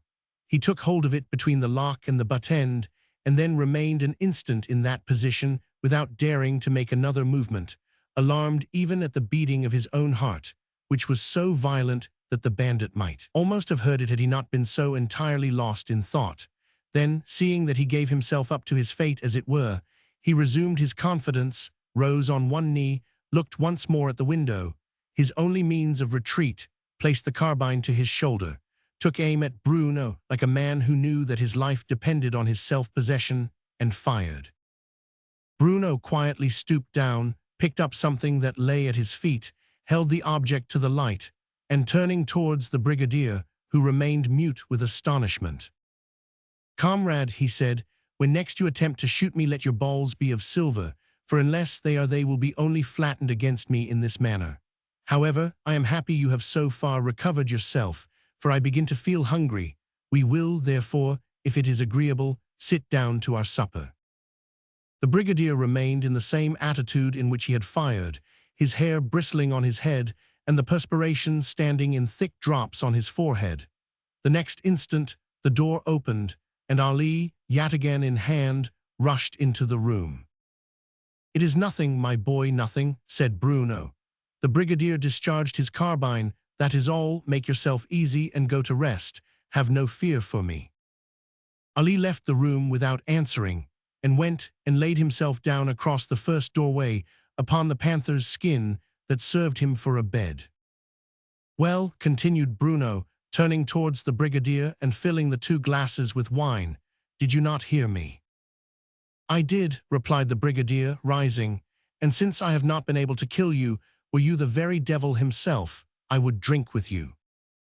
Uttering these words, he walked boldly up to the table, took up the glass, touched the brim of Bruno's, and drank off the wine at a draught. "What is your name?" asked Bruno. "Paolo Tomasi, brigadier of gendarmerie, at your service," was the reply.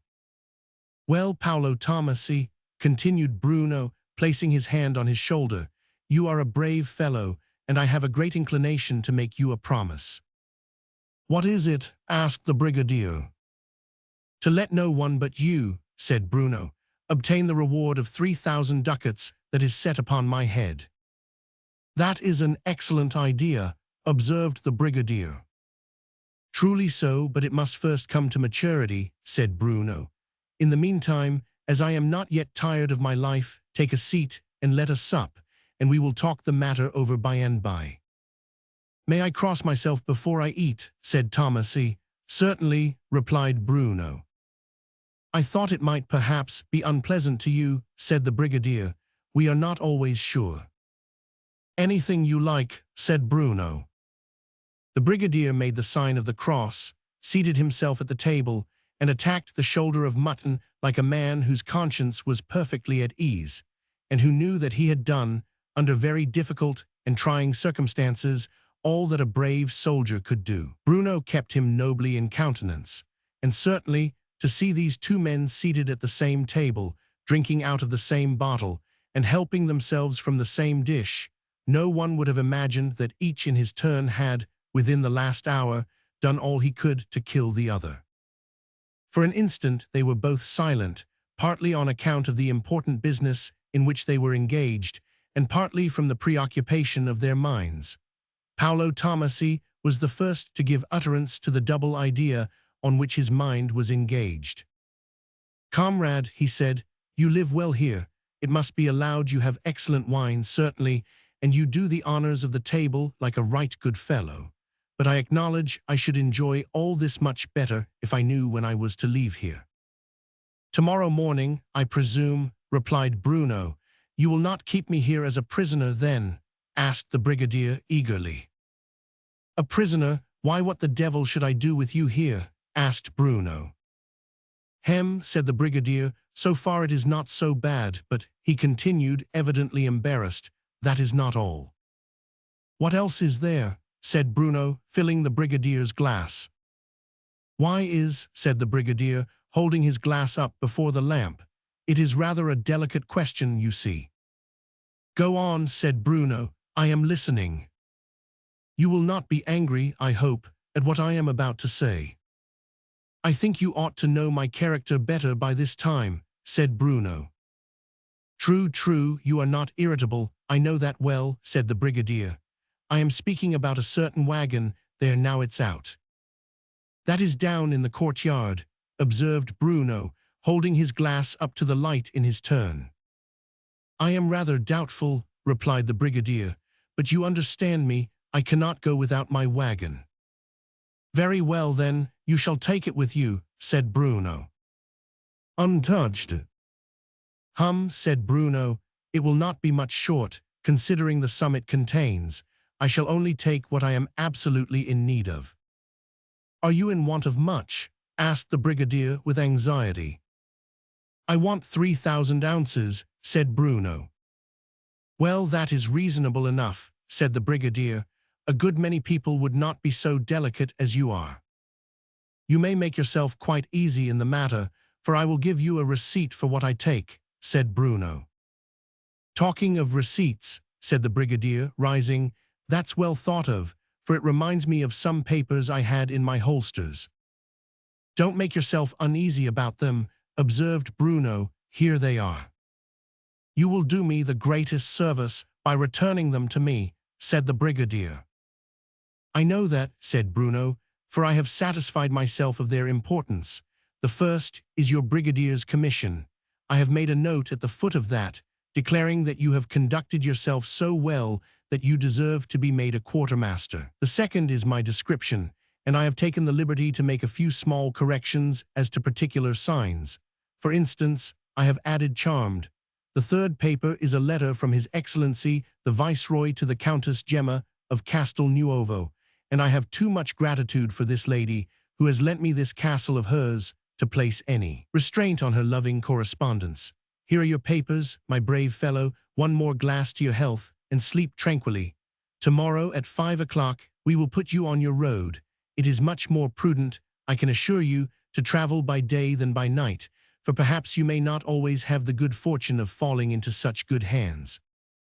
"I think you are right," said Tomasi, rolling up his papers, "and you appear to me to be an honester fellow than many more apparently honest folks of my acquaintance." "I am happy to leave you with such favorable impressions on your mind," said Bruno. "You will sleep the more pleasantly. By the by, I must give you one caution. Do not go down into the courtyard, or my dogs might by chance make a meal of you." "Thank you for the caution," said the brigadier.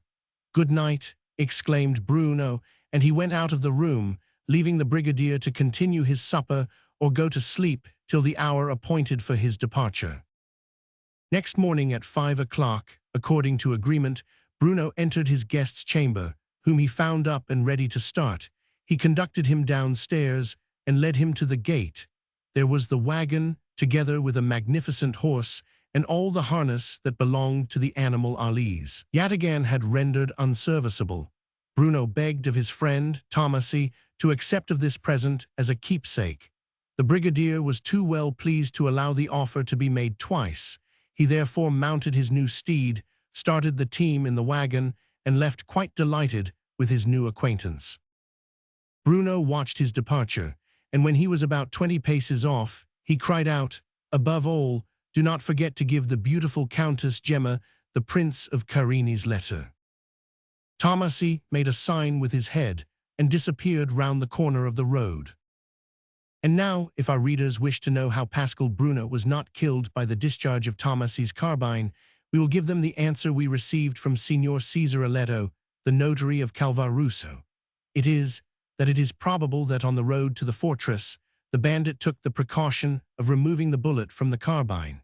But Paolo Tomasi always considered that it was a much simpler explanation to attribute it to magic. We give our readers both these opinions, and they are at perfect liberty to adopt that which suits them best.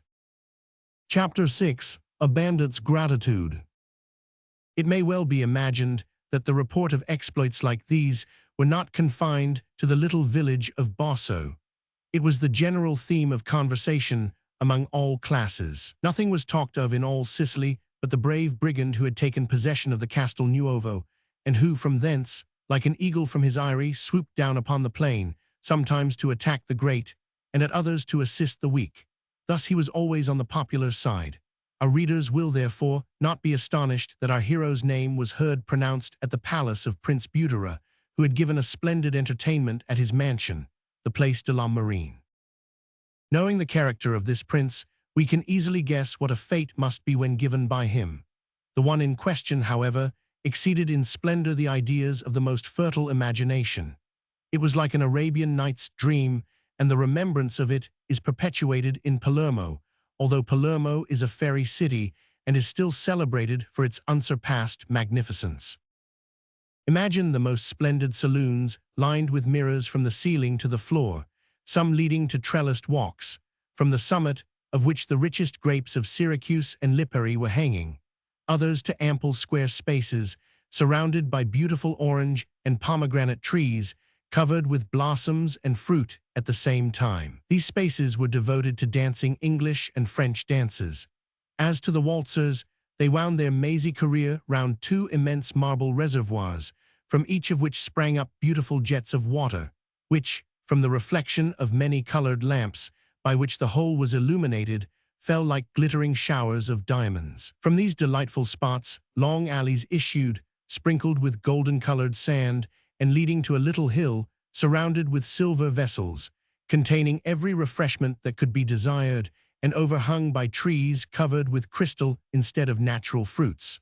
Finally, on the summit of this hill, and facing the paths that led to it, was a buffet in 4 divisions, constantly replenished by means of some internal mechanism. To render the whole more fairy-like and enchanting, the musicians were invisible, and the sound alone of their instruments reached the ears of the guests. It might indeed have been supposed to be a fete given by the genii of the air. At the same time, to animate these magical decorations, you must imagine the most beautiful women and the most elegant cavaliers of Palermo dressed in costumes, each exceeding its neighbor in splendor and singularity, each with a mask on the face or in the hand, breathing the balmy air, intoxicated with the invisible harmony and dreaming or talking of love. But even then, you would be far from drawing a picture of this night equal to that preserved in the memories of those that were present when I passed through Palermo 32 years after it took place. Among the groups that wandered through the alleys and saloons, there was one beyond all others which attracted the attention of the crowds. It was that which followed in the train of the beautiful Countess Gemma, and which she drew after her as a planet does its satellites. She had but that instant entered, accompanied by 5 others, who, like herself, had assumed the costume of the 13th century, a dress so simple and elegant, and which at the same time appeared to be expressly chosen to set off the figure to advantage, and she advanced in the midst of a murmur of admiration, led by the Prince de Butera himself, who, disguised as a mandarin, received her at the entrance, and preceded her to present her, as he said, to the daughter of the Emperor of China. As it was imagined that our amphitryon intended some new surprise, they all followed the prince eagerly, and the cortege increased at every step it took. He stopped at length at the entrance of a pagoda guarded by 2 Chinese soldiers, who, at a given signal, opened the door of an apartment entirely furnished with foreign objects, in the midst of which, seated on a kind of chair, and dressed in a magnificent Chinese costume, which alone had cost 30,000 francs, was the Princess de Beaudera, who rose as soon as she saw the Countess approach, followed by a cloud of officers, mandarins, and attendants, each more dazzling, fierce-looking, or droll than his neighbor. This apparition had something so Eastern and fantastic in it that the whole assemblage, accustomed as they were to luxury and magnificence, uttered an exclamation of astonishment. They surrounded the princess, touched her robe, embroidered with precious stones, shook the golden bells in her pointed hat, and for an instant the attention of the assembly was withdrawn from the beautiful Gemma and entirely centered in the lady of the house. Everyone complimented and admired her, and among those who uttered the most exaggerated praise was Captain Altavilla, whom the prince had continued to receive at his dinner parties, to the great discomfiture of his majordomo, and who had dressed himself in full uniform for the purpose, it may be, of disguise. "Well," said the Prince of Beaudera to the Countess of Castelnuovo, "what do you think of the daughter of the Emperor of China?"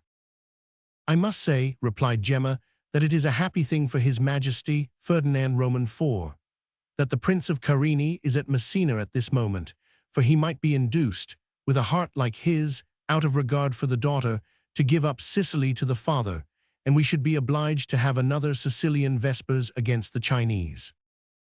At this instant, the Duke of Moncada Paterno, in the dress of a Calabrian bandit, went up to the princess. "Will Her Highness permit me," said the Duke, "as a connoisseur, to examine her magnificent costume?"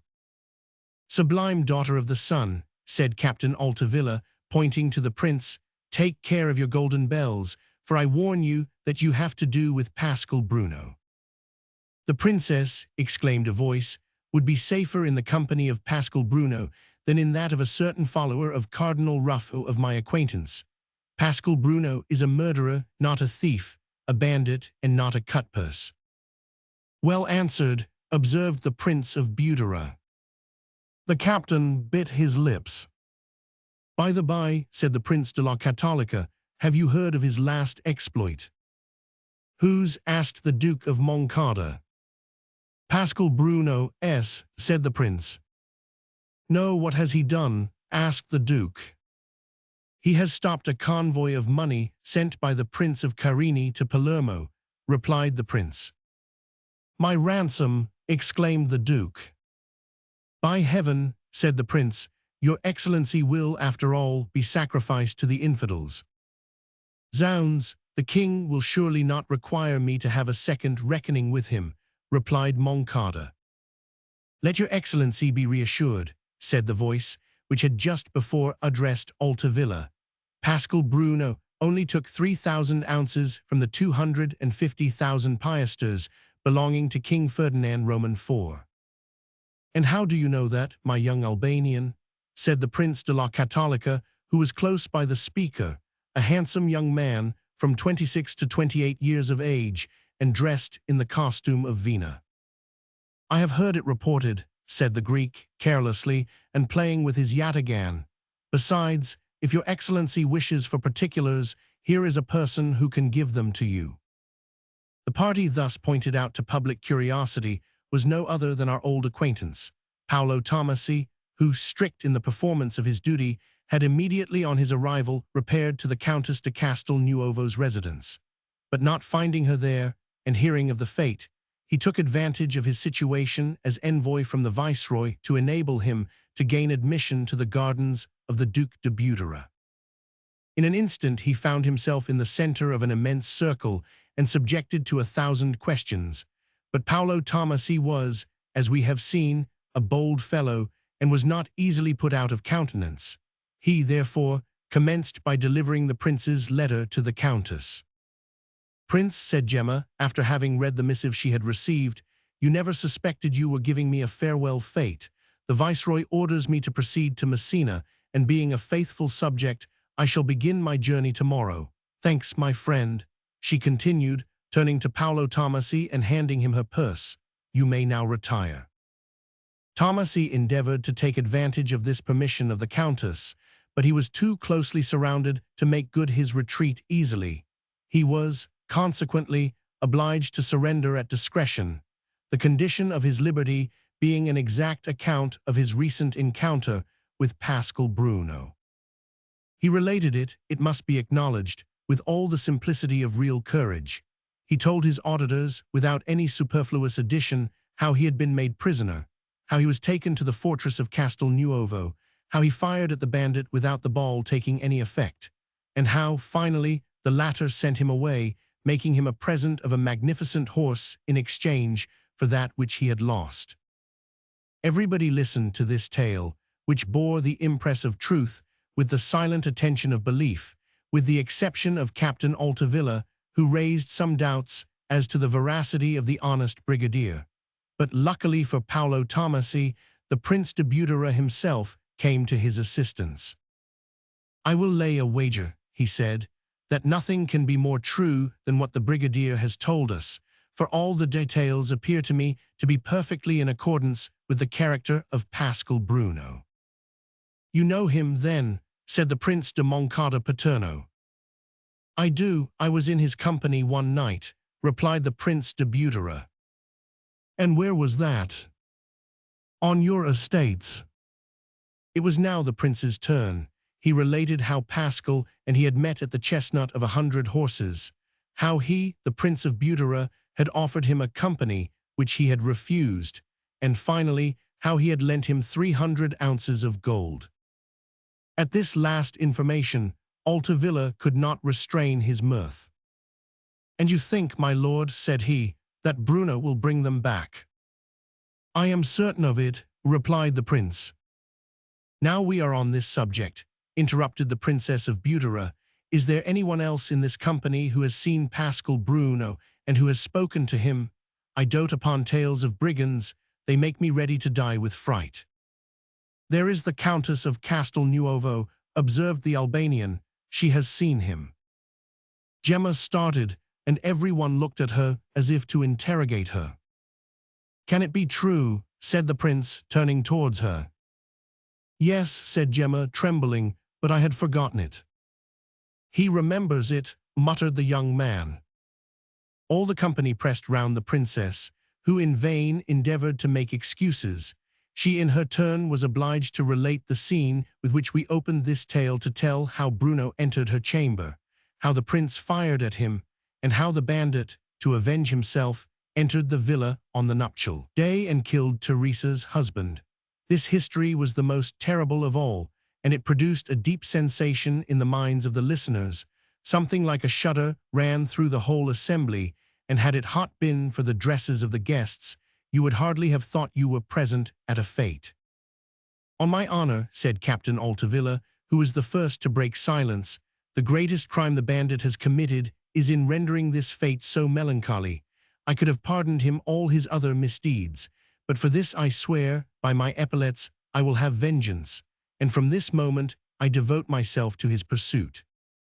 "Do you speak seriously, Captain Altavilla?" said the Albanian. "Yes, on my honor," replied the captain, "and I here declare there is nothing I so much wish for as to meet him face to face." "That is not impossible," observed the Albanian coolly.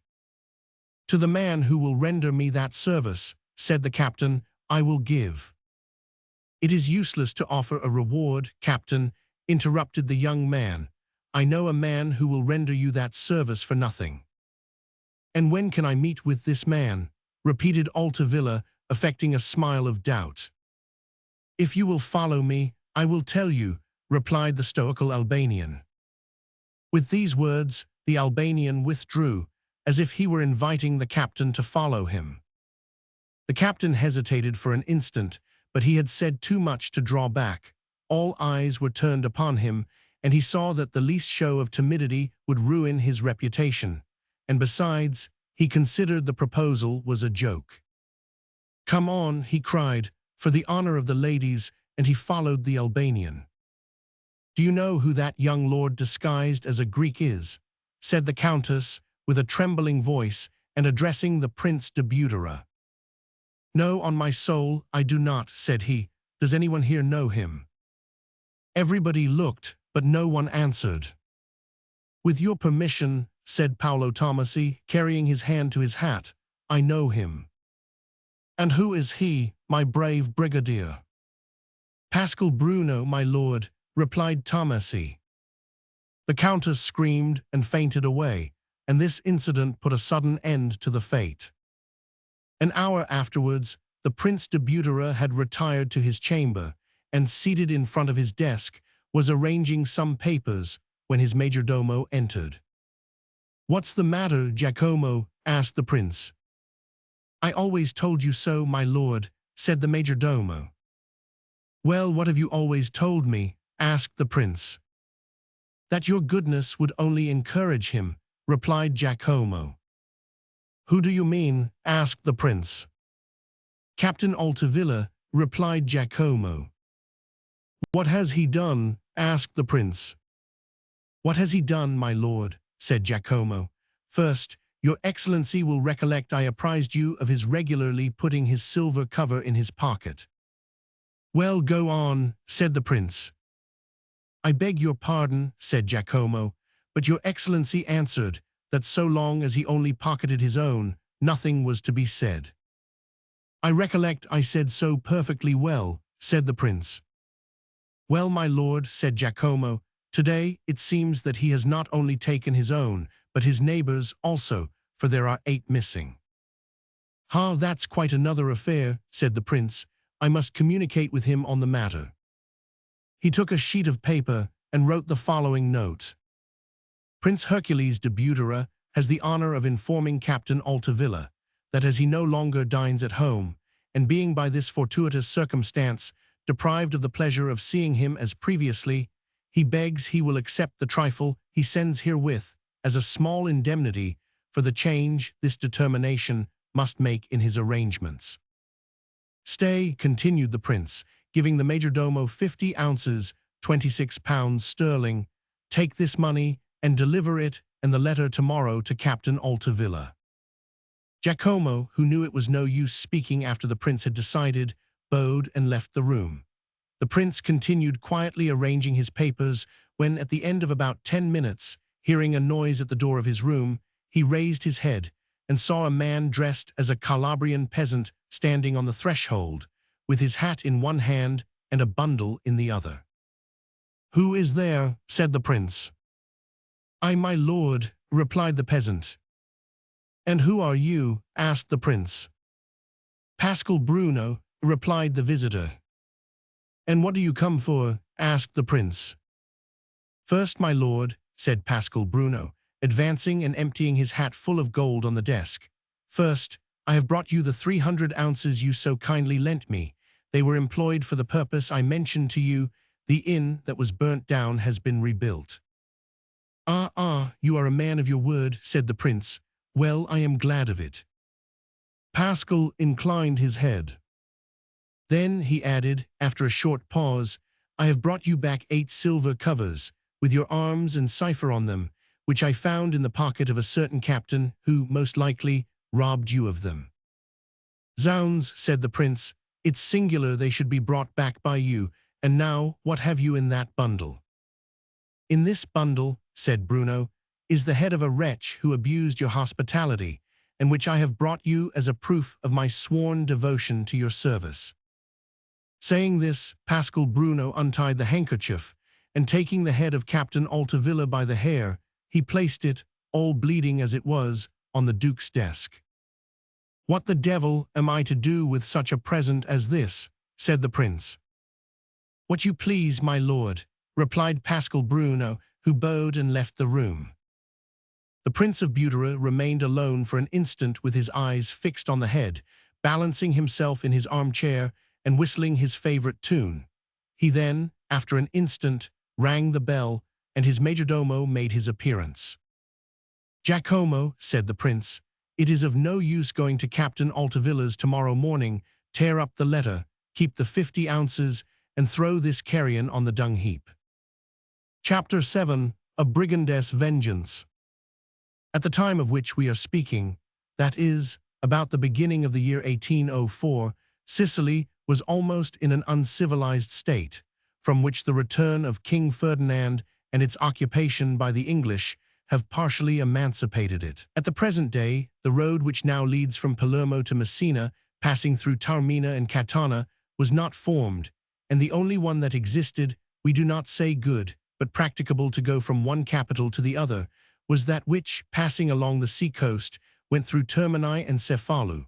Abandoned for its new rival, it is at present scarcely frequented except by artists in search of the magnificent prospects it discloses at every turn. The only mode of traveling on this road, on which no post was established, was formerly, as at present, on the back of a mule, in a litter carried by 2 horses, or in your own carriage, relays of horses being sent on before and placed at every 15 leagues. So that the Countess Gemma de Castelnuovo, when about to leave for Messina, at which place the Prince of Carini had written to her to join him, was obliged to choose one of these 3 modes. Traveling on a mule was too fatiguing for her, and a journey in a litter, besides the inconveniences of this mode of transport, the principle of which was its slow progress, was apt to produce a feeling like seasickness. The Countess therefore decided, without any hesitation, in favor of the carriage, and sent forward relays of horses to 4 stations on the road, that is, to Termini, Cefalu, St. Agatha, and Melazzo. Besides these precautions, the courier was ordered to lay in a store of provisions at each of these spots, for the inns are so notoriously deficient in the necessaries of life that every traveler is advised when he leaves Messina to provide himself for the journey, to purchase cooking utensils, and to hire a cook. To these preparations, an experienced Englishman on one occasion added a tent, on account of the deplorable state of the houses of entertainment. I know not whether it was a learned man, acquainted with ancient Sicily, or a shrewd observer who thoroughly understood modern Sicily, for whom they were at this instant preparing supper at the sign of the cross, the inn which had been rebuilt with the Prince of Butera's 300 ounces, and situated on the road from Palermo to Messina, between Ficara and Patti. The activity of the innkeeper and his wife, who, under the directions of a foreign cook, were at the same time engaged upon fish, flesh, and fowl, proved that the man for whom the culinary apparatus was in requisition was determined not only to have enough, but had no objection to a superfluity.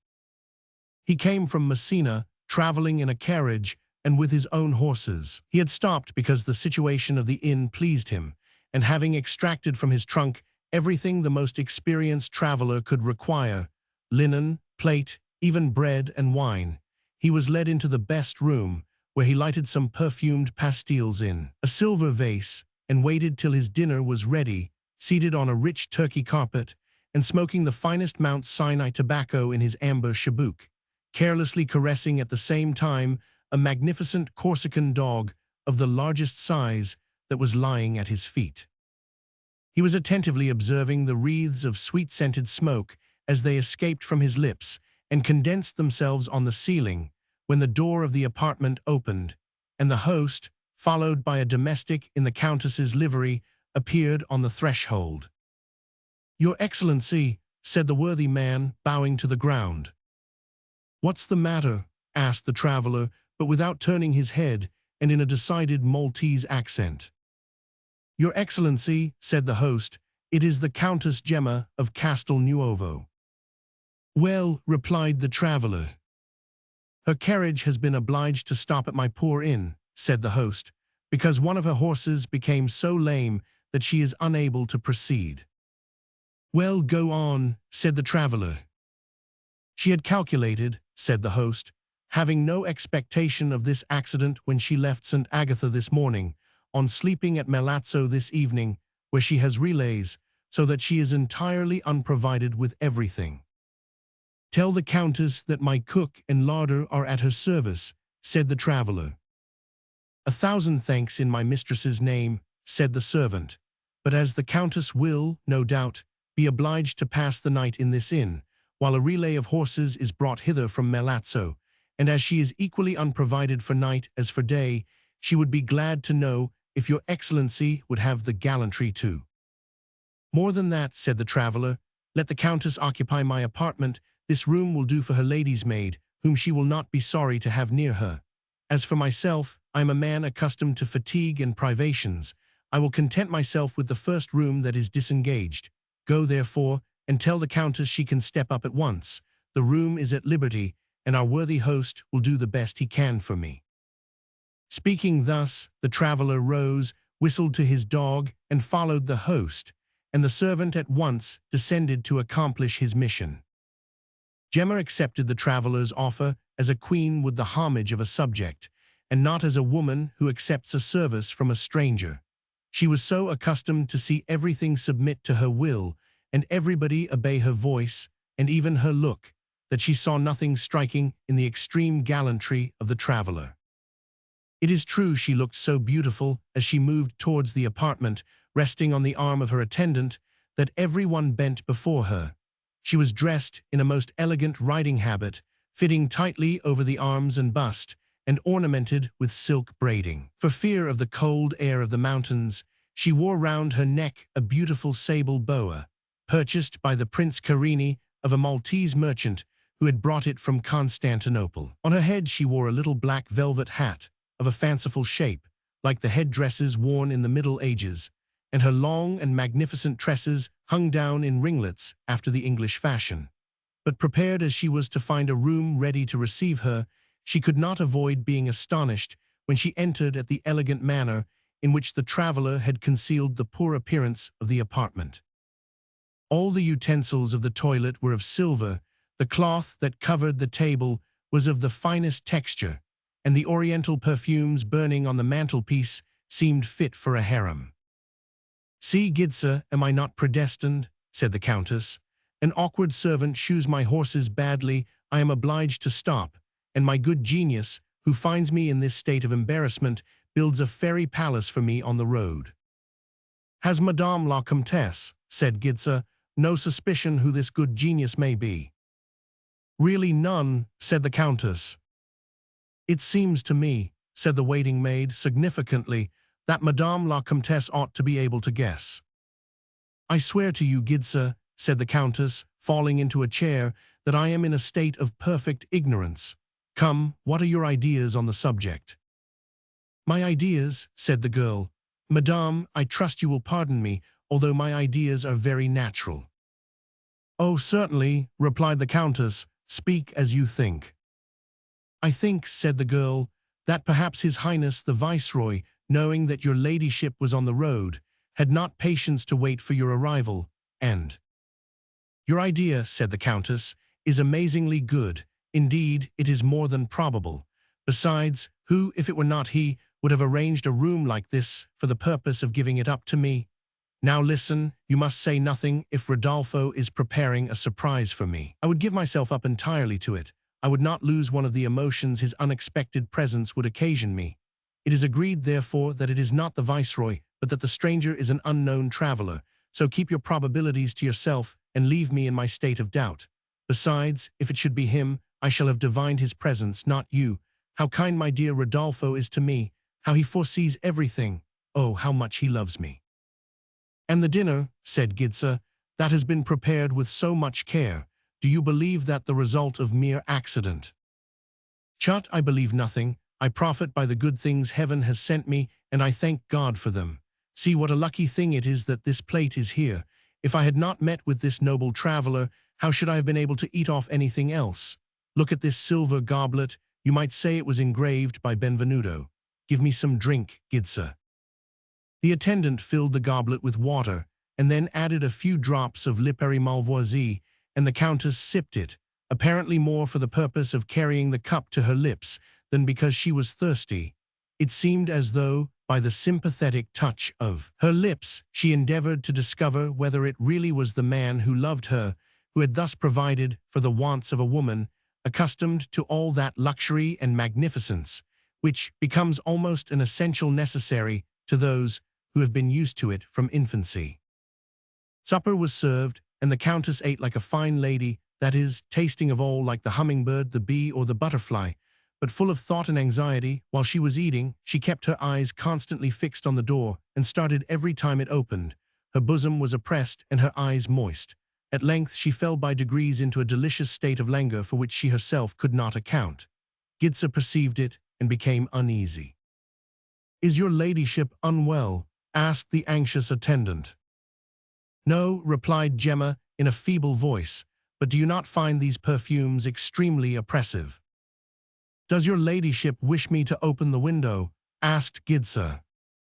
"No, no," replied the countess, "pray do not. I seem as if I should die, but death appears to be so sweet. Take off my hat, it feels so heavy, I cannot bear it." Gitza obeyed, and Gemma's long hair hung down in ringlets nearly to the ground. "Do you feel like me, Gitza?" asked the countess. "An incomprehensible feeling of pleasure, a kind of heavenly sensation flows through my veins. I must have drank a charmed philter. Help me to rise and lead me to the mirror." Gitza supported the countess and led her towards the mantelpiece. When she reached it, she rested both elbows upon it, placed her head in her hands, and looked at her beautiful face in the glass. "Now let everything be taken away, then undress me and leave me alone." The attendant obeyed her mistress.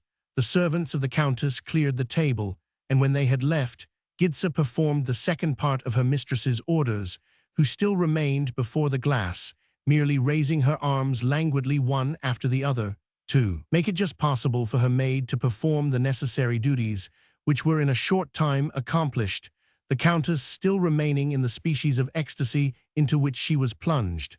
Then, as her mistress had directed her, she went out and left her alone. The countess completed the remainder of her toilet in a state resembling somnambulism. She retired to rest, and remained for an instant leaning on her elbow, with her eyes fixed on the door. Then by degrees, and notwithstanding all her efforts to keep awake, her eyelids became heavy, her eyes closed, and she sank upon her pillow, heaving a long, deep sigh and murmuring Rodolfo's name.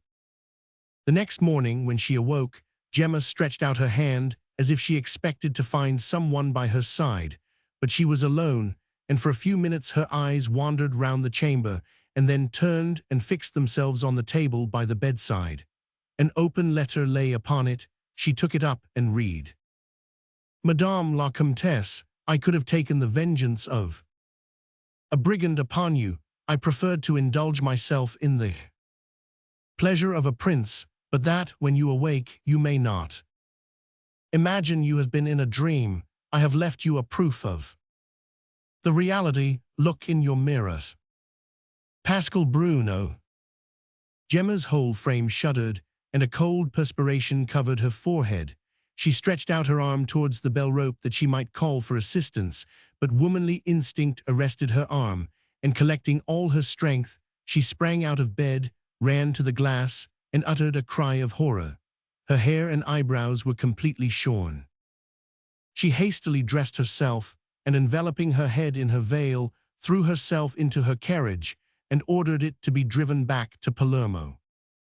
The instant she arrived there, she wrote to Prince Carini, telling him that her confessor, as an expiation for her sins, had ordered her to shave off her eyebrows and hair, and retire for 12 months to a convent.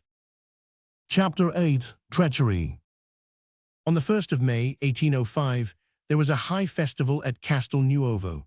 Pascal Bruno was in excellent humor, and gave a supper to one of his best friends, Placido Tomaselli, an honest dealer in contraband, belonging to the village of Gesso, and to 2 females the latter had brought with him from Messina. This delicate attention sensibly affected Bruno, and that he might not be behindhand in politeness with so provident a comrade, he determined to perform the honors of his domicile after the fashion of the best society. Accordingly, the finest wines of Sicily and Calabria were selected from the cellars of the fortress. The most noted cooks of Bosso were placed in requisition, and all that singular luxury was displayed to which at times it pleased the hero of our history to resort. The guests had only just begun dinner when Ali brought Placido Tomaselli a letter, which a countryman from Gesso had placed in his hands. Placido read it, and crumbling it up in a violent passion, exclaimed, "Upon my word, he has chosen his time very nicely." "What is it, comrade?" said Bruno. "Perdition, why, a summons from Captain Luigi Cama, of Villa San Giovanni. What, our purveyor of rum? Asked Bruno. Yes, replied Placido. He informs me he is off the shore, and has a full cargo which he wishes to dispose of before the custom house officers hear of his arrival. Business before all things, replied Bruno. I'll wait for you. I am in very good company, so make yourself easy.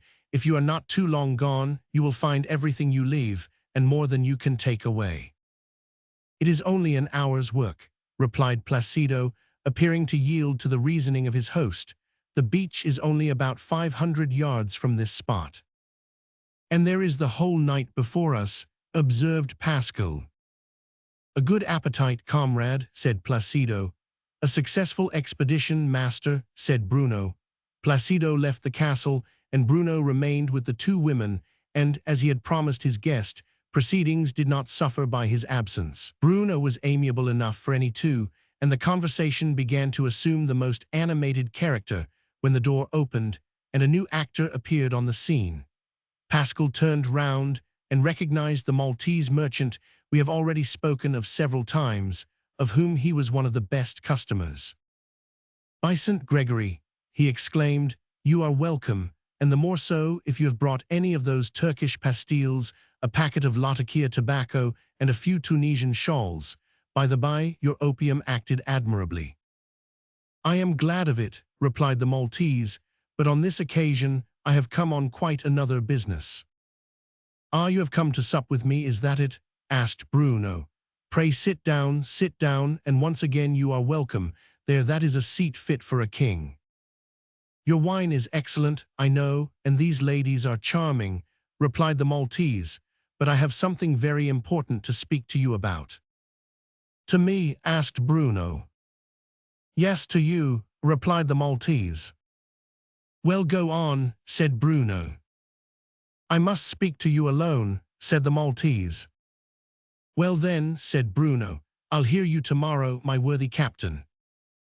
But I must inform you immediately, said the Maltese. Well then, speak before the company, said Bruno. We have not too many here, and I make it a rule when I feel comfortable never to disturb myself, even if my life were at stake. That is the very subject I wish to allude to, said the Maltese. Bah, replied Bruno, heaven looks after honest men. Here's to your health, captain. The Maltese emptied his glass. That's right, now sit down and let me hear your sermon. We'll listen to you with proper attention. The merchant perceived he must give in to the whim of his host, and he consequently obeyed him.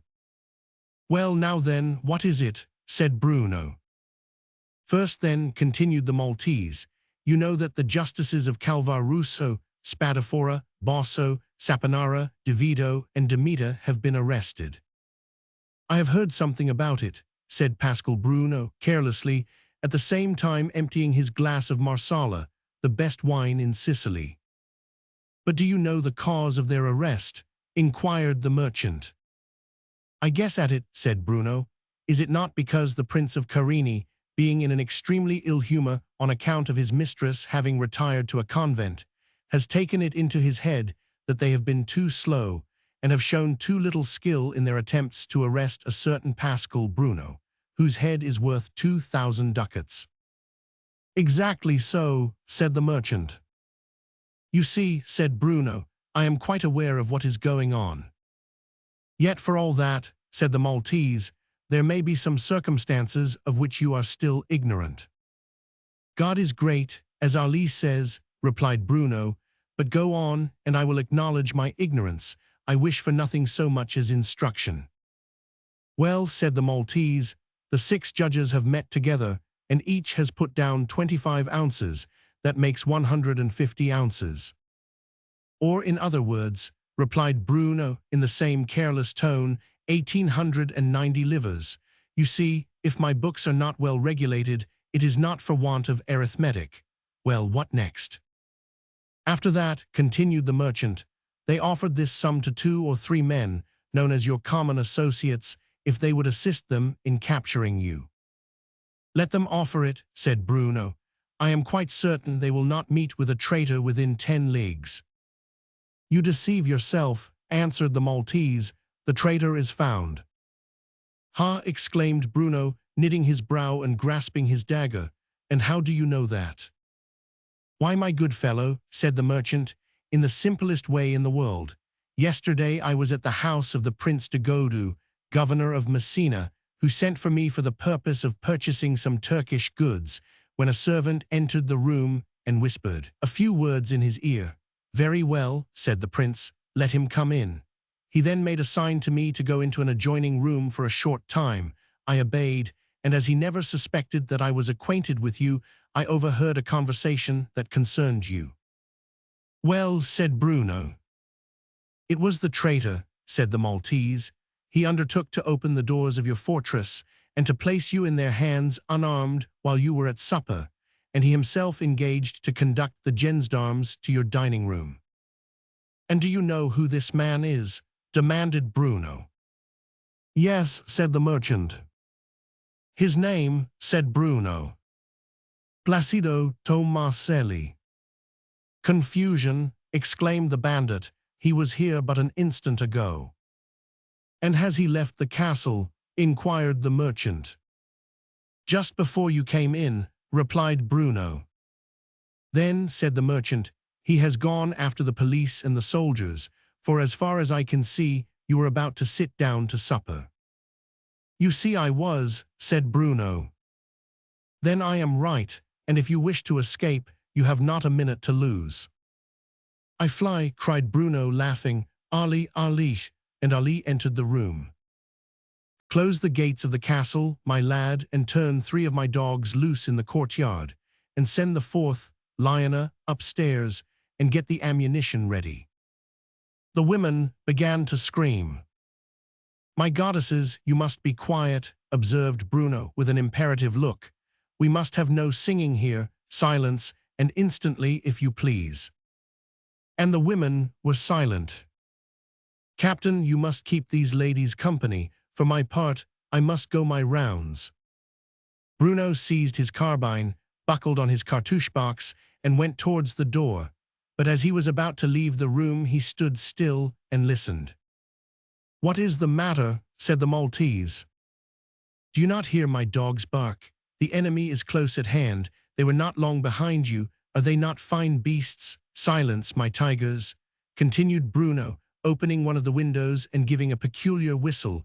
All right, I am on my guard." The dogs gave a low growl and were then silent. The women and the Maltese trembled with terror, expecting something dreadful was about to happen, and at the same moment, Ali entered the room with Pascal's favorite bitch, Lionel. The noble creature went straight up to her master, reared up on her hind legs, and placing her paws on his shoulders, she looked intelligently at him and gave a short bark. Yes, Lionel, you are a fine beast," said Bruno, patting the dog fondly on the head. "Come on, my beauty, come along." And he went out, leaving the Maltese and the 2 women in the supper apartment. Pascal went down into the courtyard, where he found the 3 dogs evincing great uneasiness, but without giving any indication that the danger was very pressing. He then opened the garden door and began to walk round its bounds. Suddenly Lionel stopped, snuffed the air, and walked straight up to one part of the enclosure. As soon as she reached the wall, she reared up on her hind legs, as if she intended to scale it, grinding her teeth and uttering a low growl, at the same time looking back at her master. Pascal Bruno was close behind her. He was at once aware that an enemy was concealed, and that at no great distance, and recollecting that the window of the room in which Pauli Tomasi had been confined directly overlooked this spot, he ran quickly upstairs, followed by Lionel, who with open throat and fiery eyes seemed to guess her master's intention, and crossing the room in which the 2 women and the Maltese were anxiously awaiting the end of the adventure, she went into an adjoining chamber, in which there was no light and the window was open. She had scarcely entered when, crouching quietly on the ground, she crawled like a serpent towards the window, and when within a few feet of the casement, before Bruno could prevent her, she sprang through the opening like a panther and alighted on the ground without injury, although the height was at least 20 feet.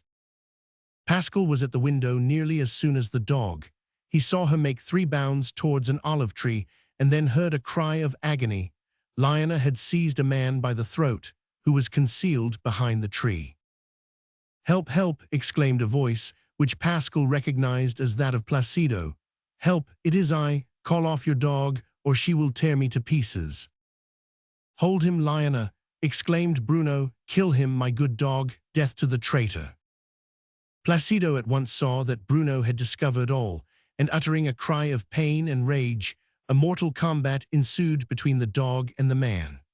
Bruno, resting on his carbine, calmly contemplated this singular duel by the uncertain light of the moon. He could perceive two bodies, whose forms were indistinct, struggling, rolling on the ground, and rising again, and seeming as if they were but one. For the space of 10 minutes he heard their confused cries, but could not distinguish those of the dog from the man. At the end of that time a dreadful cry was heard, and one of them fell to rise no more. It was the man.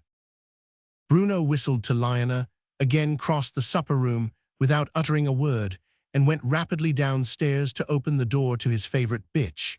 But at the very instant she entered, bleeding from wounds inflicted with a knife, and even from the bites of her antagonist, he saw the musket barrels of soldiers glittering in the rays of the moon, and advancing up the road that led from the village to the fortress.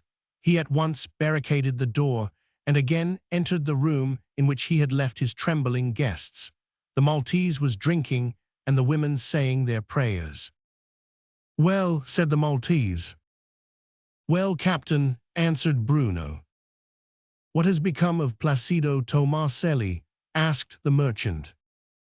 "His business is settled," replied Bruno, "but there is another legion of devils coming upon us." "And what do you mean next to do?" asked the merchant. "Kill as many as I can in the first instance," said Bruno. "And then?" inquired the merchant. "Fire the fortress," said Bruno coolly, "and then blow myself up along with the rest."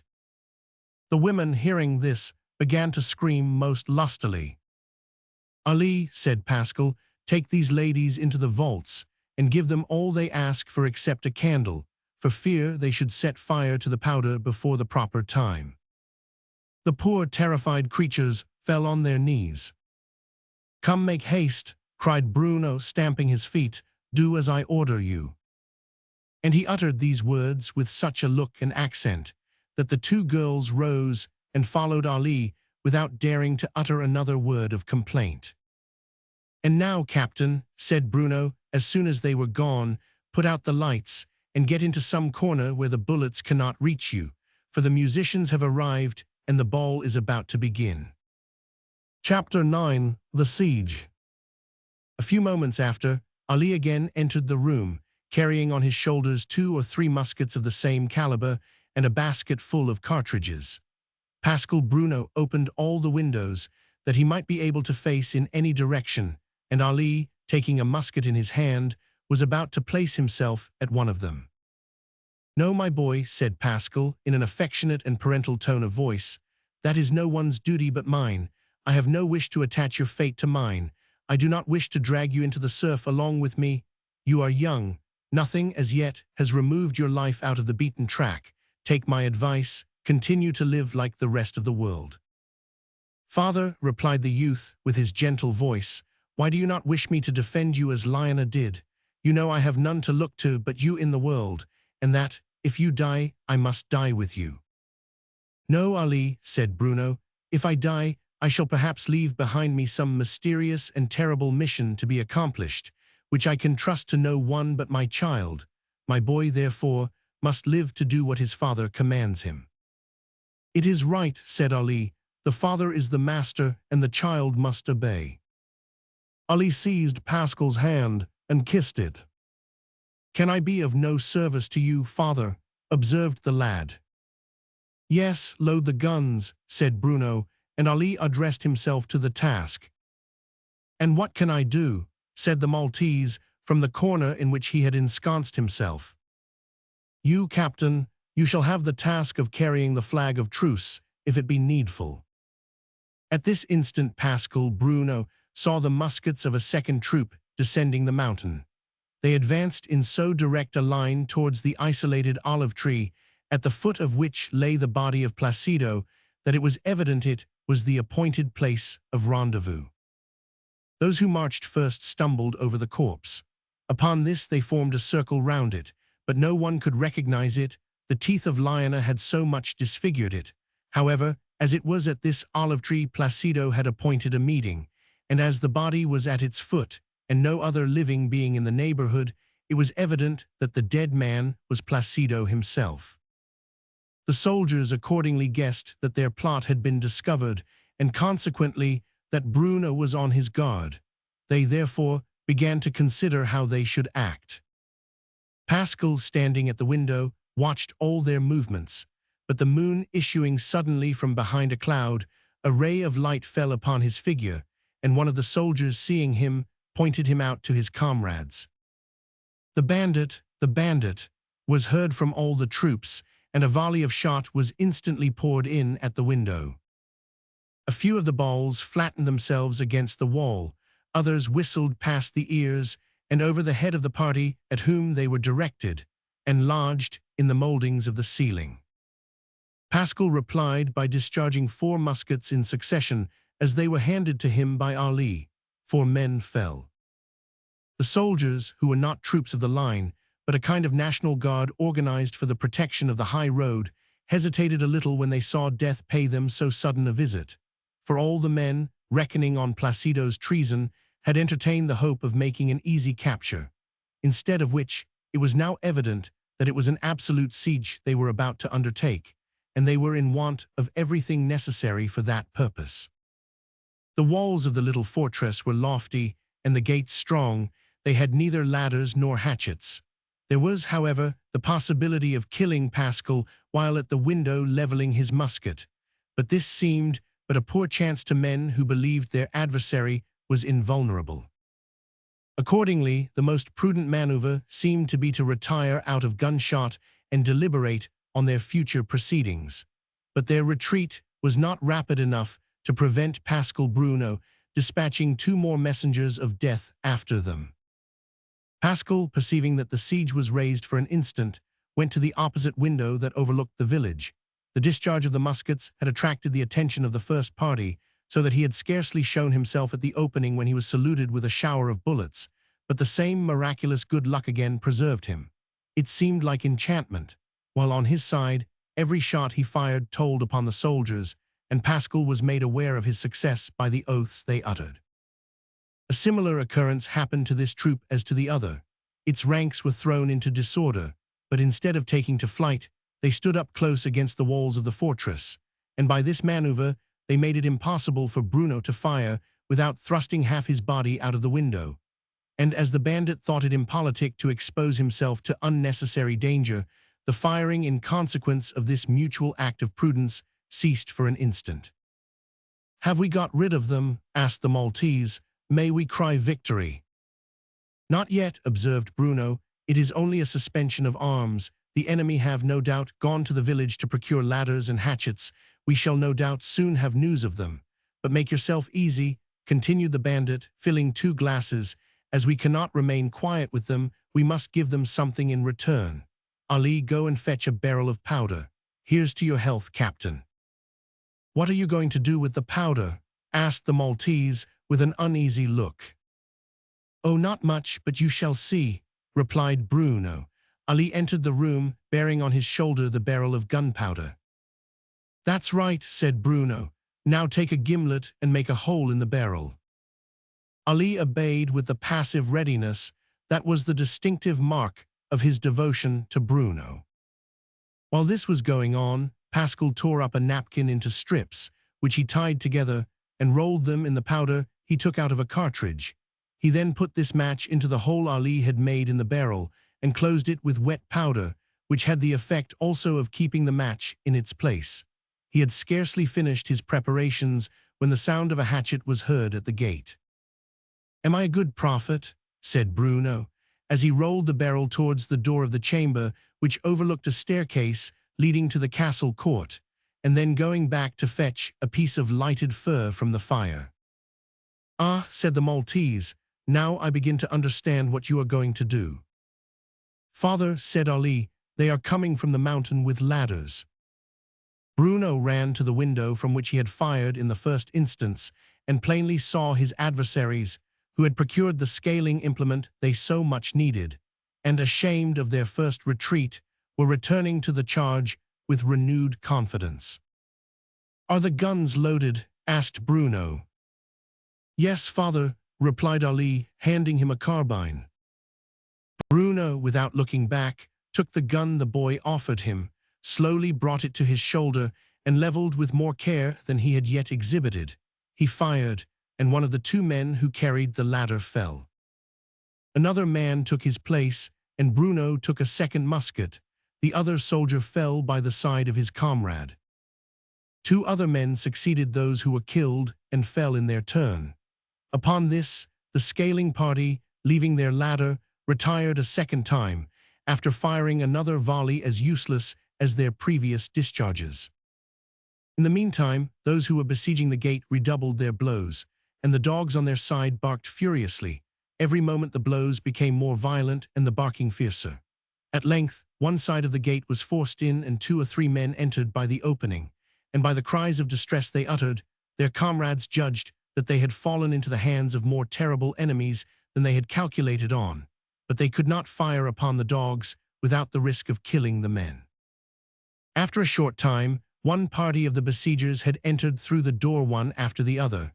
The court was soon filled, and then began a combat, like one of those that were exhibited in the ancient circus, between the soldiers and the 4 monstrous dogs, who fiercely defended the narrow staircase that led to the first floor of the fortress. Suddenly, the door at the top of the staircase opened, and the barrel of powder Bruno had prepared bounded from stair to stair and exploded like a bombshell in the midst of the combatants. The explosion was terrible. One of the walls fell in ruins, and everything in the courtyard was blown to atoms. The besiegers were for an instant stupefied, but in the meantime the 2 troops had united themselves and presented an effective force of more than 300 men. A deep feeling of shame overwhelmed the multitude when they saw themselves kept in check by a single man. The leaders took advantage of this feeling to encourage them, and a breach having been made by the fall of the wall, they marched up to it in a body in good order, and having cleared every obstacle, they spread themselves over the whole of the courtyard and were soon before the staircase. When they reached this spot, there was another moment of hesitation. At length some of them, encouraged by their comrades, began to ascend the stairs, the rest of the party following. The staircase was soon carried, but those who were at the head would soon have felt an inclination to retreat if it had been possible. This, however, was no longer the case. They were obliged, therefore, to attempt the door, which yielded without resistance. The besiegers, uttering shouts of triumph, ran round the first chamber, but at that instant the door of the second room opened, and the soldiers perceived Bruno seated on a barrel of gunpowder, a pistol in each hand, while the terrified Maltese rushed through the open doorway crying out, in accents so full of truth and terror as to leave no doubt on the subject. stand back," he cried, "the fortress is mine. If you advance another step, we shall all be blown to atoms." The door was closed as if by enchantment, and the shouts of victory were changed into cries of terror. The whole body of the besiegers might have been seen precipitating themselves down the narrow staircase that led to the courtyard. Some among them leaped through the windows.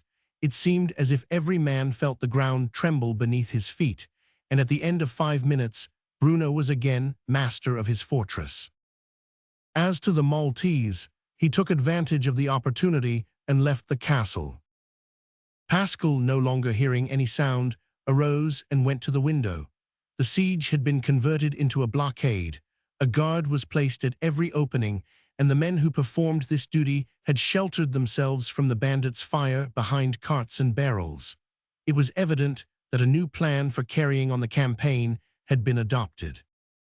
"So it seems they intend to starve us out," observed Bruno. "The dogs," exclaimed Ali. "Do not insult the poor beasts who died while defending us. Call them men," said Bruno, smiling sarcastically. "Father," said Ali. "Well, my boy," said Bruno kindly. Do you not see? Said Ali. What? Asked Bruno. That light. I truly, said Bruno. What can it mean? It cannot be daybreak yet, and besides it comes from the north and not the east. The village is on fire, exclaimed Ali. By heavens, you are right, said Bruno. At that instant, loud cries of distress were heard. Bruno rushed to the door and found himself face to face with the Maltese. Is that you, Captain? Said Pascal. Yes, it is I myself. Don't deceive yourself and take me for another. I come as a friend. You are welcome, said Bruno, but what has taken place? That which has taken place is, said the Maltese, that, in utter despair at not having taken you, the soldiers set fire to the village and refuse to assist in extinguishing it unless the villagers will consent to march against you, as they have had enough of it themselves. And the peasants, asked Bruno. Have refused, said the Maltese. I knew that beforehand, said Bruno. They had rather that all their houses should be burned to the ground than touch a hair of my head. Well, Captain, go back to those who sent you and tell them to extinguish the flames. What do you mean? Asked the Maltese. I will give myself up, said Bruno. Give yourself up, father, cried Ali. Yes, but I promised to surrender to one man alone, and I will only give myself up to him. Let them, therefore, as I have said, let them put out the flames, and then send to Messina in search of the man I shall name. And who is this man? Asked the Maltese. Paolo Tomasi, a brigadier in the gendarmerie, replied Bruno. Have you any other request to make? Asked the Maltese. One only, replied Bruno, and he spoke to the Maltese in a whisper. I hope you are not asking for my life, said Ali. Have I not told you I should perhaps require your assistance after my death? Said Bruno. Pardon me, father, said Ali. I had forgotten that. Away, Captain, and do as I have said, said Bruno. When I see the flames extinguished, I shall know my terms are accepted. Do you not wish me to be the bearer of the news? Asked the merchant. Did I not say you should be my negotiator? By the by, continued Pascal, how many houses are burnt? 2 when I came away, replied the Maltese. There are 315 ounces in this purse. Distribute them among the sufferers. Adieu, said the Maltese, shaking Bruno by the hand. Bruno threw his pistol away, again seated himself on his powder barrel, and fell into a deep reverie. The young Arab extended himself on his tiger's skin and remained motionless, closing his eyes as if he slept. By degrees, the light of the fire expired. Bruno's conditions had been accepted. At the expiration of about an hour, the door of the room opened, and a man appeared on the threshold, who, perceiving that neither Bruno nor Ali noticed him, gave an affected cough. Bruno turned round and perceived Paolo Tomasi. Ah, is that you, Brigadier? Said he, smiling. It is a pleasure to send for you. You have not kept us waiting long. Why, no, replied the Brigadier. They met me on the road about a quarter of an hour ago as I was bringing up my party, and they said that you wanted to see me. It is true, said Bruno. I wanted to show you that I am a man of my word. Zounds, I know that well enough, said the Brigadier. And as I promised that you should receive the 3,000 ducats in question, said Bruno, I wish to keep my word. Perdition, said the Brigadier with great energy. What do you mean, comrade? Said Bruno. I mean, said the Brigadier, that I would rather gain 3,000 ducats in any other manner, in the lottery, for instance. And why so? Asked Bruno. Because you are a fine fellow, and men like you are scarce, was the Brigadier's reply. Bah, what's that to you? Said Bruno. It will be promotion for you, Brigadier. I know it, replied Paolo, with a look of despair. And so you mean to deliver yourself up? I surrender, said Bruno. On your honor, said Paolo. On my honor, replied Bruno. Therefore, you may send all those rascals away. I wish to have nothing more to do with them. Paolo Tomasi went to the window. You may all of you retire, he cried. I will answer for the prisoner. Go and report his capture at Messina. The soldiers shouted for joy. And now, said Bruno to the brigadier, we will finish the supper these fools interrupted. With all my heart, replied Paolo, for I have come 8 leagues in 3 hours, and I am dying with hunger and thirst. Well, said Bruno, since you are so well inclined, and as we have but one night to spend in each other's company, let us pass it merrily. Ali, go and fetch the ladies out of the cellar, if they have not been frightened to death. Ali performed his mission, and the party enjoyed themselves as best they could. In the morning, the brigadier and his prisoner set out for Messina. 5 days after the events we have just related, the Prince of Carini was informed, in the presence of the beautiful Gemma, who had just ended her penance at the convent of the Visitation, and who had only 8 days previously returned to the world, that at length his orders had been executed, and that Pascal Bruno was taken and placed in one of the prisons of Messina. In that case, the Prince of Godu will pay the 3,000 ducats promised for his capture. See that the brigand is tried and afterwards executed. Dear Prince, said Gemma, in that gentle voice, to whose appeal the Count could refuse nothing, I have always been curious to see this man of whom I have heard so much. Your wish shall be gratified, my dear angel. He shall be hanged at Palermo.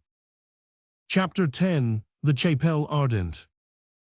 According to the promise he had made his favorite, the Prince of Carini ordered the condemned man to be sent from Messina to Palermo, and Pascal, under a large escort of gendarmerie, was conveyed to the prison of that city, situated behind the royal palace and near to the asylum for lunatics. Towards the evening of the 2nd day, a priest entered his dungeon. Pascal rose when he saw the holy man, but notwithstanding all the entreaties of the priest, Pascal resolutely refused to confess. The priest continued to exhort him to unburden his guilty mind, but nothing could induce Pascal to perform this last office of religion, and the priest, perceiving he could not overcome his obstinacy, asked him the reason. The reason, said Bruno, is that I do not wish to commit a sacrilegious act. In what manner, my son? Inquired the priest. Is not the first condition of a good confession, said Bruno, not only the acknowledgement of your own sins, but the forgiveness of those of your neighbor? Certainly, said the priest, there can be no complete confession without that. Well, said Bruno, I have not forgiven, my confession would therefore be imperfect, and I have no inclination to make a bad confession. Is it not, said the priest, more likely that you have such enormous crimes to acknowledge that you fear they will be too great to expect pardon? But comfort yourself, God is merciful, and where there is repentance, there is always hope. Nevertheless, my father, said Bruno, if between your absolution and my death, a wicked thought I have not the power to control should, the benefit of your confession would be lost, said the priest. It is useless then for me to confess, observed Pascal, for this wicked thought will rise. Cannot you drive it from your mind? Asked the priest. Pascal smiled. "'Tis that thought," said he, "that has kept me alive, father. Without that one infernal thought, without that last hope of vengeance, do you think I would have allowed myself to be dragged forward as a disgraceful spectacle to the multitude? No, I would have strangled myself with the chain that binds me. At Messina, I had made up my mind to do so, and I was about carrying my intention into effect when an order came to convey me to Palermo. I thought she would wish to see me die." "Whom do you mean?" asked the priest. "She," said Bruno, with bitter emphasis. "But if you die in this manner," said the priest, "without repenting, heaven will show you no mercy." "Father," said Bruno, "she also shall die without repenting, for she shall die at the moment she least expects it. She also shall die without a priest and without confession. She also shall find, like me, heaven without mercy, and we shall sink to perdition together." At this instant, the jailer entered. "Father," he said, "the chapelle ardente is prepared." "Do you still persist in your refusal to confess, my son?" said the priest. "I do persist," said Bruno quietly. "Then I shall no longer delay the Mass for the dead," said the priest, "which I will repeat without pressing you any further, and I trust that, while you listen, the Heavenly Spirit will visit you and inspire you with better thoughts." "It may be so, Father," said Bruno, "but I have no reason to believe it will." The gendarmes entered, unbound Bruno, and led him to the church of St. Francois de Sales, facing the prison, and at that moment brilliantly illuminated, for according to custom, he was there to hear the Mass for the dead and pass the night in prayer, the execution being fixed for 8 o'clock the following morning. An iron ring was fixed in a pillar in the choir, and Pascal was secured to this ring by means of a chain that went round his body, but which was sufficiently long to enable him to reach the balustrades where the communicants knelt. The instant Mass commenced, the officers of the lunatic asylum brought in a coffin, which they placed in the center of the church. It contained the remains of an insane person who had died during the day, and the director thought the deceased might as well receive the benefit of the Mass that was about to be celebrated for the condemned criminal who was to die. Besides, there was an economy in this arrangement, both of time and labor for the priest, and as it accommodated all parties, no objection was made. The sacristan lighted 2 tapers, one for the head and the other for the foot of the coffin, and the Mass began. Pascal listened attentively during the whole service, and when it was over, the priest went up to him and asked him if he was in a better frame of mind. But the condemned man answered that, notwithstanding the Mass to which he had listened, notwithstanding the prayers with which he had accompanied it, his feelings of hatred and desire for vengeance were still the same. The priest told him that at 7 o'clock on the following morning he would return and ascertain whether a night of solitude and contemplation, passed in a church and in presence of the crucifix, had produced any change in his feelings of vengeance. Bruno, as may be imagined, when left alone fell into a deep reverie. The whole of the varied transactions of his life passed in review before his eyes, from the days of his earliest infancy to that moment, and in vain he endeavored to discover in those early days of his life anything that deserved the terrible fate that awaited his youth. He remembered only a filial and sacred obedience towards the kind parents the Lord had given him. Remembered his father's abode, so quiet, so innocent and happy at one time, which suddenly became, without his being aware of the cause, full of tears and sorrow. He remembered the day when his father went out, carrying with him a dagger, which on his return was covered with blood. He remembered the night on which the author of his being was arrested as a murderer, when they carried himself, still a child, into a chapelle ardente like that in which he was now confined, where he saw a man chained as he was now.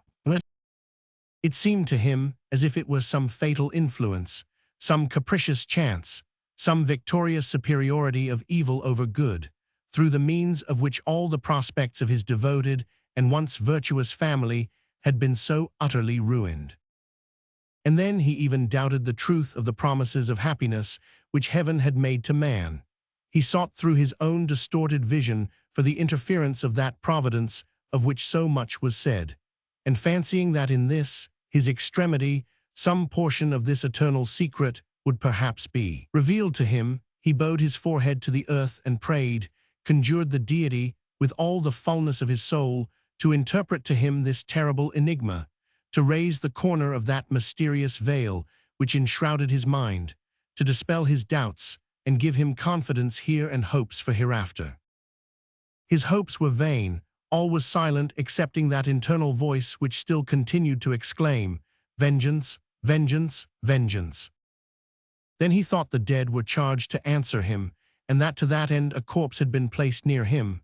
So true it is that the most insignificant amongst us all considers his own existence as the center of the creation, imagines everything is connected with his being, and that his miserable body is the pivot on which the whole universe turns.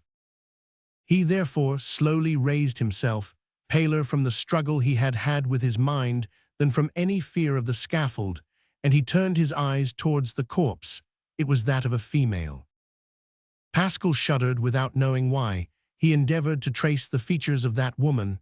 The coffin in Italy is only closed at the instant of interment, but a corner of the winding sheet had fallen over the face and concealed it. Suddenly, an instinctive maddening feeling reminded him of Teresa, whom he had not seen since the day when he first broke the bonds of God and man, Teresa, who had become mad, and for 3 years had been confined in the lunatic asylum from whence the coffin and the corpse had been brought. Teresa, his betrothed, with whom, perhaps, he now found himself at the foot of that altar to which he had so long hoped to have conducted her while living, and where, at length, he had been brought by the bitter mockery of fate to rejoin her. She dead, himself about ignominiously to die. To remain longer in doubt was insupportable. He rushed towards the coffin to satisfy himself, but he was suddenly dragged back by the waist, his chain not being long enough to enable him to reach the corpse, and it held him fast to the pillar. He stretched out his arms towards the coffin, but he was still several feet away from the object he sought to reach. He then looked round in search of something by means of which he might be able to remove the corner of the veil, but he could discover nothing. He exerted all the power of his lungs in his endeavor to raise the corner of the cloth, but it remained as motionless as marble. He then turned round with a look of concentrated rage it would be impossible to describe, seized his chain with both hands, and collecting all his strength for the effort, he strove to break it. But the links were too firmly attached to each other and resisted all his efforts. The cold perspiration of rage stood on his forehead. He threw himself at the foot of the pillar, placed his head in his hands, and remained motionless and mute as the statue of despair. And when the priest came in the morning, he found him still in the same position. The reverend man approached him quietly and calmly, as became his mission of peace and his office as a minister of reconciliation. He thought that Pascal slept, but when he placed his hand upon his shoulder, the bandit started and raised his head. "Well, my son," said the priest, "are you prepared for confession? I am ready to absolve you." "I will answer you presently, father, but first render me a last service," said Bruno. "What is it?" said the priest. "Speak." "Father," said Bruno, "will you raise the corner of the cloth that hides the features of that woman?" The priest raised the corner of the winding sheet. Pascal had not deceived himself. That woman was Teresa. He looked upon her for an instant with the deepest sorrow, and then made a sign to the priest to let the linen fall. The priest obeyed him. "Well, my son," he said, "has the sight of death inspired you with any pious thoughts?" "Father," said Bruno, "that woman and I were born to be happy and innocent, but she perjured herself, and I became a murderer. She has conducted this woman through madness, and me through despair, to the tomb into which we are both about to descend today. Let heaven pardon her, if it can, I cannot." At this instant, the guards entered the church to lead Pascal to the scaffold. Chapter 11. Death of the Bandit. The sky was magnificent, the air pure and transparent. The inhabitants of Palermo awoke as if it had been a holiday. The scholars at the colleges and schools had a holiday, and the whole population seemed to have assembled in the Rue de Toledo, through the whole length of which the condemned man would have to pass to go from the church of Saint Francois de Sales, where he had passed the night, to the Place de la Marine, where the execution was to take place. The windows of the houses were filled with women, whose curiosity had roused them from their beds before their usual time, and the nuns of the various convents in Palermo and its environs might be seen moving like shadows behind the gratings of the galleries, while on the flat roofs of the houses throngs of people waved to and fro like a field of grain. The condemned man was at the gates of the church, placed in a cart drawn by mules and preceded by a number of white penitents, the first of whom carried the cross and the four last the coffin. The executioner followed on horseback, bearing a red flag, his two assistants on foot, one on each side. Behind these came a body of black penitents, who closed the procession, which advanced in the midst of a double rank of militia and regular troops, while on the outskirts of the crowd, men were running along clothed in long grey dresses, with their heads covered with hoods, having openings for the eyes and mouth, holding in one hand a bell, and in the other a large purse or bag, collecting alms for the deliverance of the soul of the criminal from purgatory.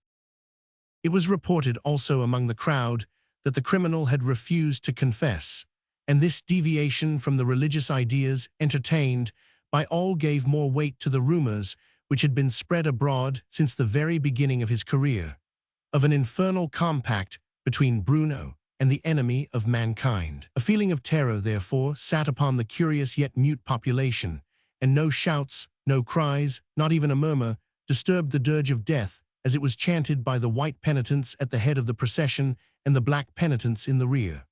Behind these last, and as fast as the culprit advanced along the Rue de Toledo, the spectators joined the procession and accompanied it towards the Place de la Marine. As to Pascal, he was the only one who appeared perfectly calm in the midst of this agitated mass of people, and he looked upon the crowd that surrounded him without humility and without ostentation, like a man who, understanding the duties of individuals towards society in general and the rights of society in respect to individuals, did not repent that he had forgotten the last, nor complained that it avenged the first. The procession stopped for an instant at the Place des Quatre Cantons, which forms the center of the city, for so great a crowd were pressing forward from either side of the Rue de Cassero that the line of troops was broken, and the center of the road being crowded with people, the penitents were unable to proceed. Pascal took advantage of this sudden halt to stand up in the cart and look round him, like one about to give a final order or make a last sign. But after a long examination of the crowd, and not seeing that of which he was in search, he fell back on the truss of straw that answered the purpose of a seat, and a cloud spread over his face which seemed to increase until the procession reached the Place de la Marine. Then a second stoppage occurred, and Pascal a second time stood up. At first he cast a careless glance to the extremity of the place opposite the gibbet, and then his looks ran over the immense crowd that filled the extensive area of the place of execution, and which appeared paved with human heads, with the exception of the terrace of the palace of the Prince de Butera, which was completely deserted. He fixed his eyes upon a rich balcony covered with damask, embroidered with gold, and sheltered from the sun by purple awnings. There, on a species of platform, and surrounded by the most elegant women and the noblest lords of Palermo, the beautiful Gemma of Castelnuovo was seated, who, anxious to witness the last agony of her enemy, had caused her throne to be raised facing the scaffold. The looks of Pascal, Bruno, and the Countess met, and seemed to dart flashes of hatred and vengeance. They were still gazing on each other when a strange cry arose among the crowd that surrounded the cart. Pascal started, and turning quickly to the spot from whence the sound came, his features not only resumed their wonted expression of calmness, but a look of joy spread over them. At this instant the procession was again about to move on, when Bruno, with a loud voice, exclaimed, "Stop!" The word had a magical effect. The whole of the crowd seemed for an instant nailed to the earth. Every face was turned to the condemned man, and 1,000 eager looks were fixed upon him. "What is it you want?" said the executioner.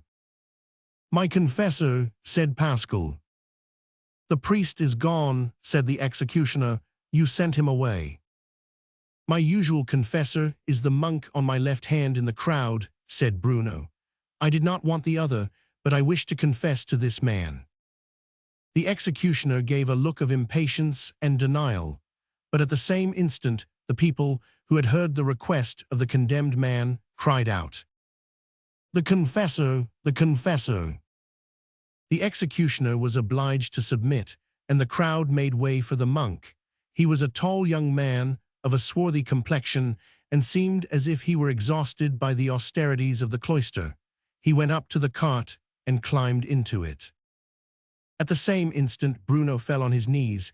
This was a general signal. On the pavement, in the street, on the balconies at the windows, on the roofs of the houses, everyone knelt, all excepting the executioner, who remained on horseback, and his assistants, who stood by his side.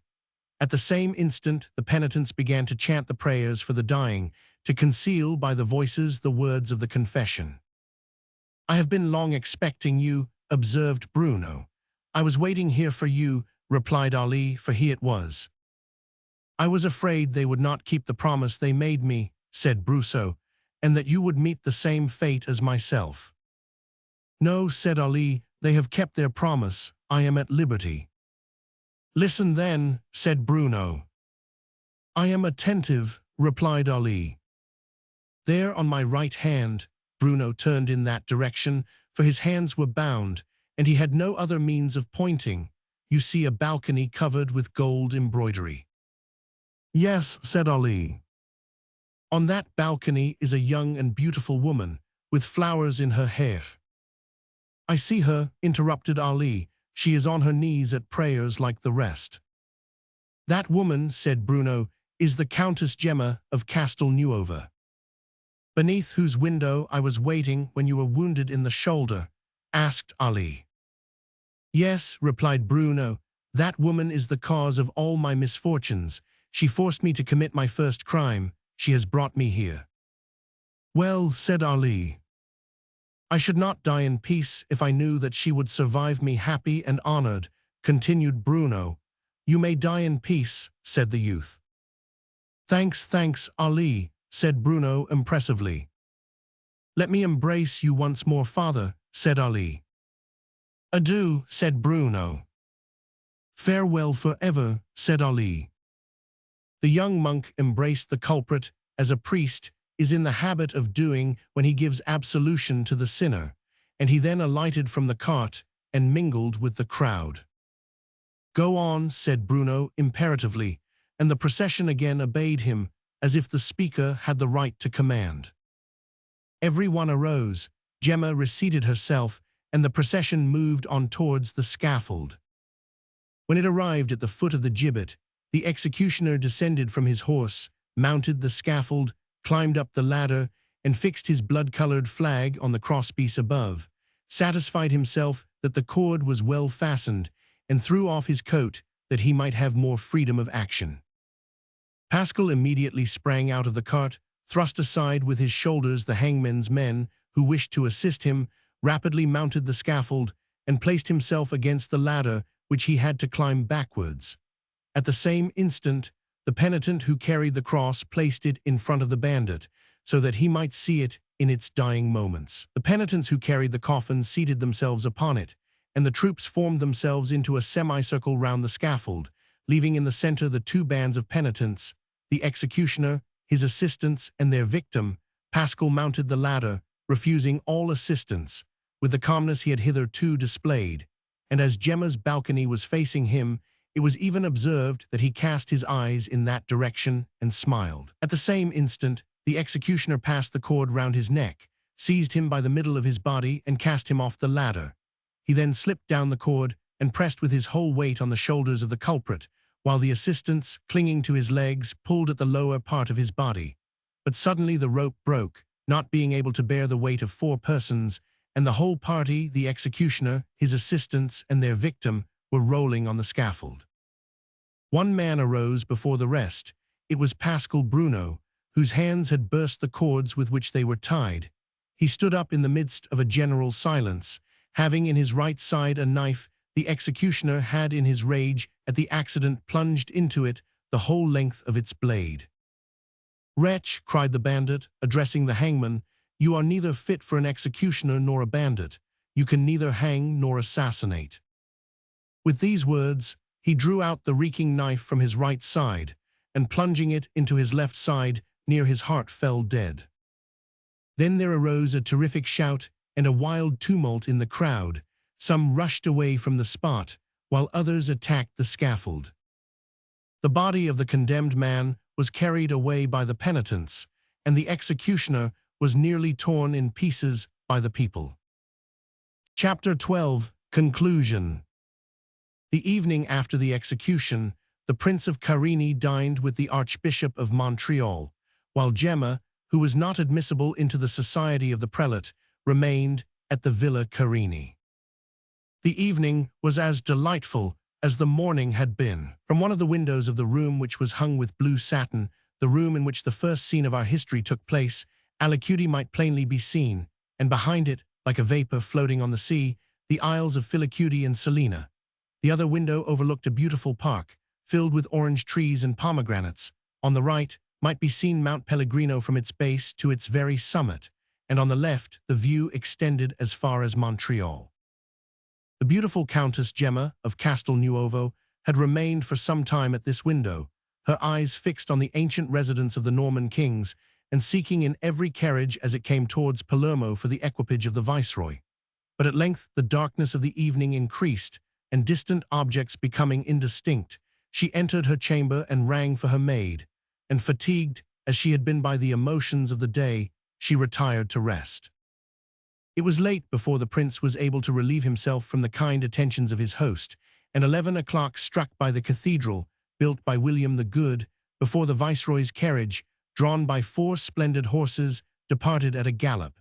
Half an hour was sufficient to enable him to reach Palermo, and in 5 minutes afterwards he had cleared the distance between the city and his villa. The prince hastily proceeded to Gemma's chamber. He attempted to enter the door, but it was fastened on the inside. He then went to the secret door that opened on the other side of the bed, close to the recess in which Gemma reposed. Having opened it softly, that he might not awake the charming sleeper, he stood a moment to gaze upon her in the sweet and beautiful abandonment of repose. An elaborate lamp, suspended from the ceiling by 3 strings of pearls, was the only light in the room, and its light was arranged in such a manner as to prevent its dazzling the eyes of the sleeper. The prince, therefore, leaned over the bed that he might see better. Gemma was lying with her chest almost entirely uncovered, and her boa, rolled round her neck, contrasted beautifully by its dark color with the whiteness of her skin. The prince for an instant gazed on the enchanting statue, but its want of animation soon astonished him. He drew closer and perceived that a strange paleness overspread her features. He bent his ear over her, but could not hear her respiration. He seized her hand. It was cold. Then he placed his arm beneath the form he loved so well that he might warm it by pressing it to his breast, but he suddenly allowed it again to fall and uttered a cry of anguish and horror. Gemma's head had fallen from her shoulders and rolled upon the carpet. The next morning, the yataghan of Ali was found beneath the window. The end.